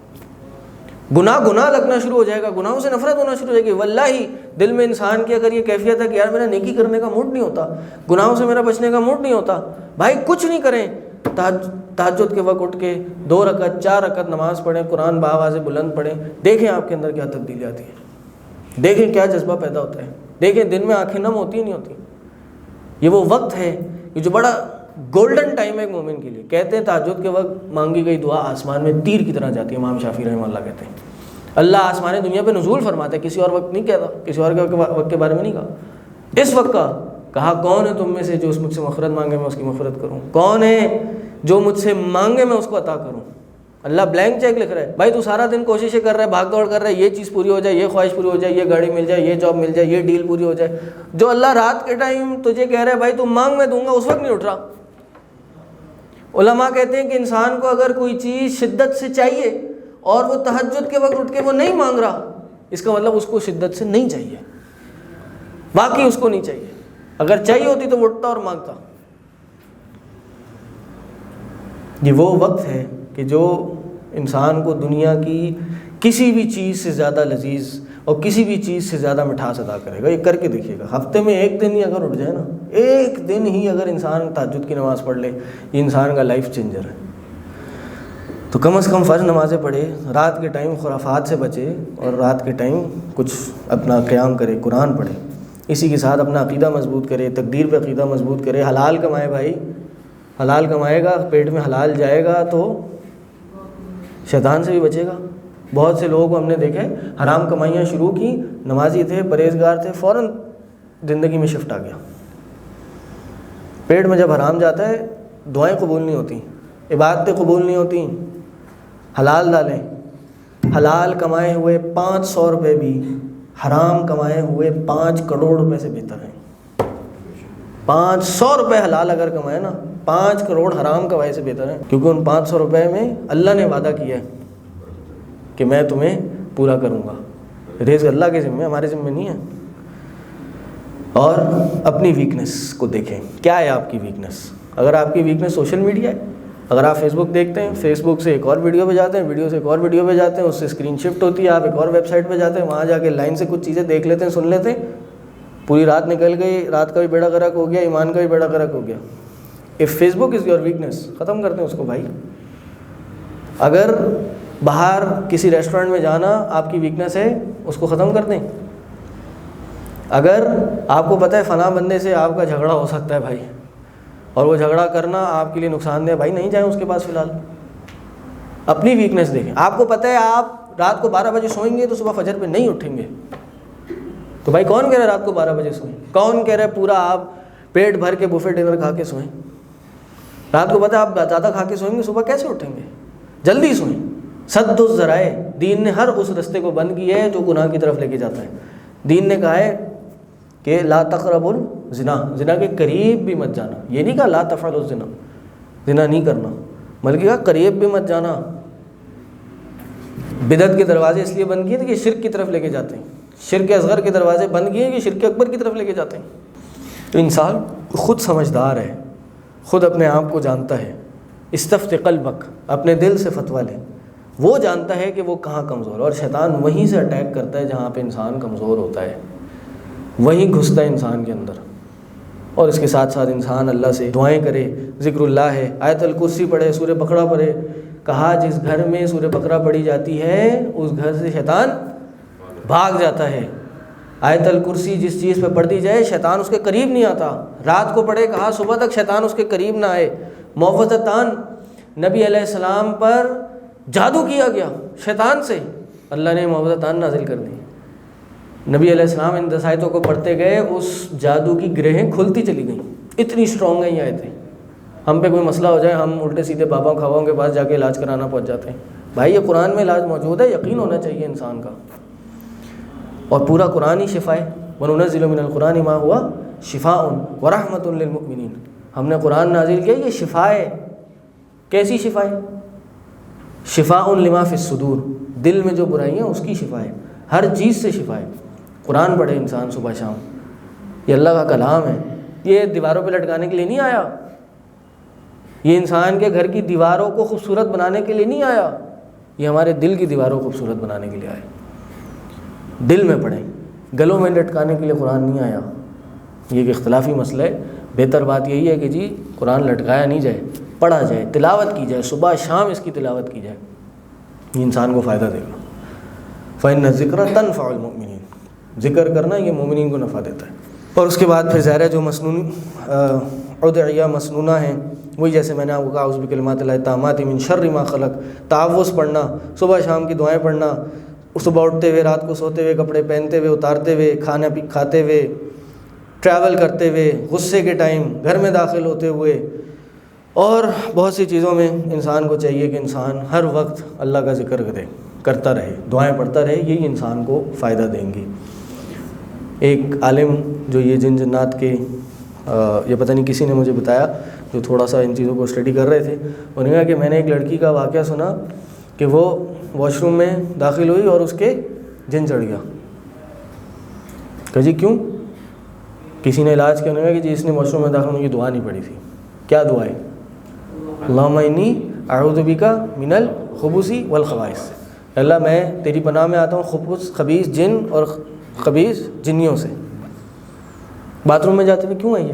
کیونکہ یہ باتھ روم میں ہی رہتے ہیں, باتھ روم میں ہی رہتے ہیں, ناپاک جگہوں پہ رہتے ہیں. تو اس لیے دعائیں پڑھنی چاہیے. بسم اللہ پڑھ کے کپڑے پہنیں, کپڑے اتاریں, بار بار بسم اللہ پڑھیں, یہ انسان کو شیطان سے بچا کے رکھے گا. اللہ سے دعا ہے جو باتیں کہیں, جو سنی, اس پہ ہم سب کو عمل کرنے کی توفیق عطا فرمائے. جو اس پورے درس میں صحیح تھا وہ اللہ کی طرف سے تھا, جو خیر تھی وہ اللہ کی طرف سے تھی, اور جو شر تھا وہ یا تو میرا نفس تھا یا شیطان کی طرف سے تھا. اللہ سے دعا ہے کہ اللہ تعالی ہمارا بیٹھنا, پڑھنا, سننا, سمجھنا سب کو اپنی بارگاہ میں قبول فرمائے. وآخر دعوانا ان الحمد للہ رب العالمین.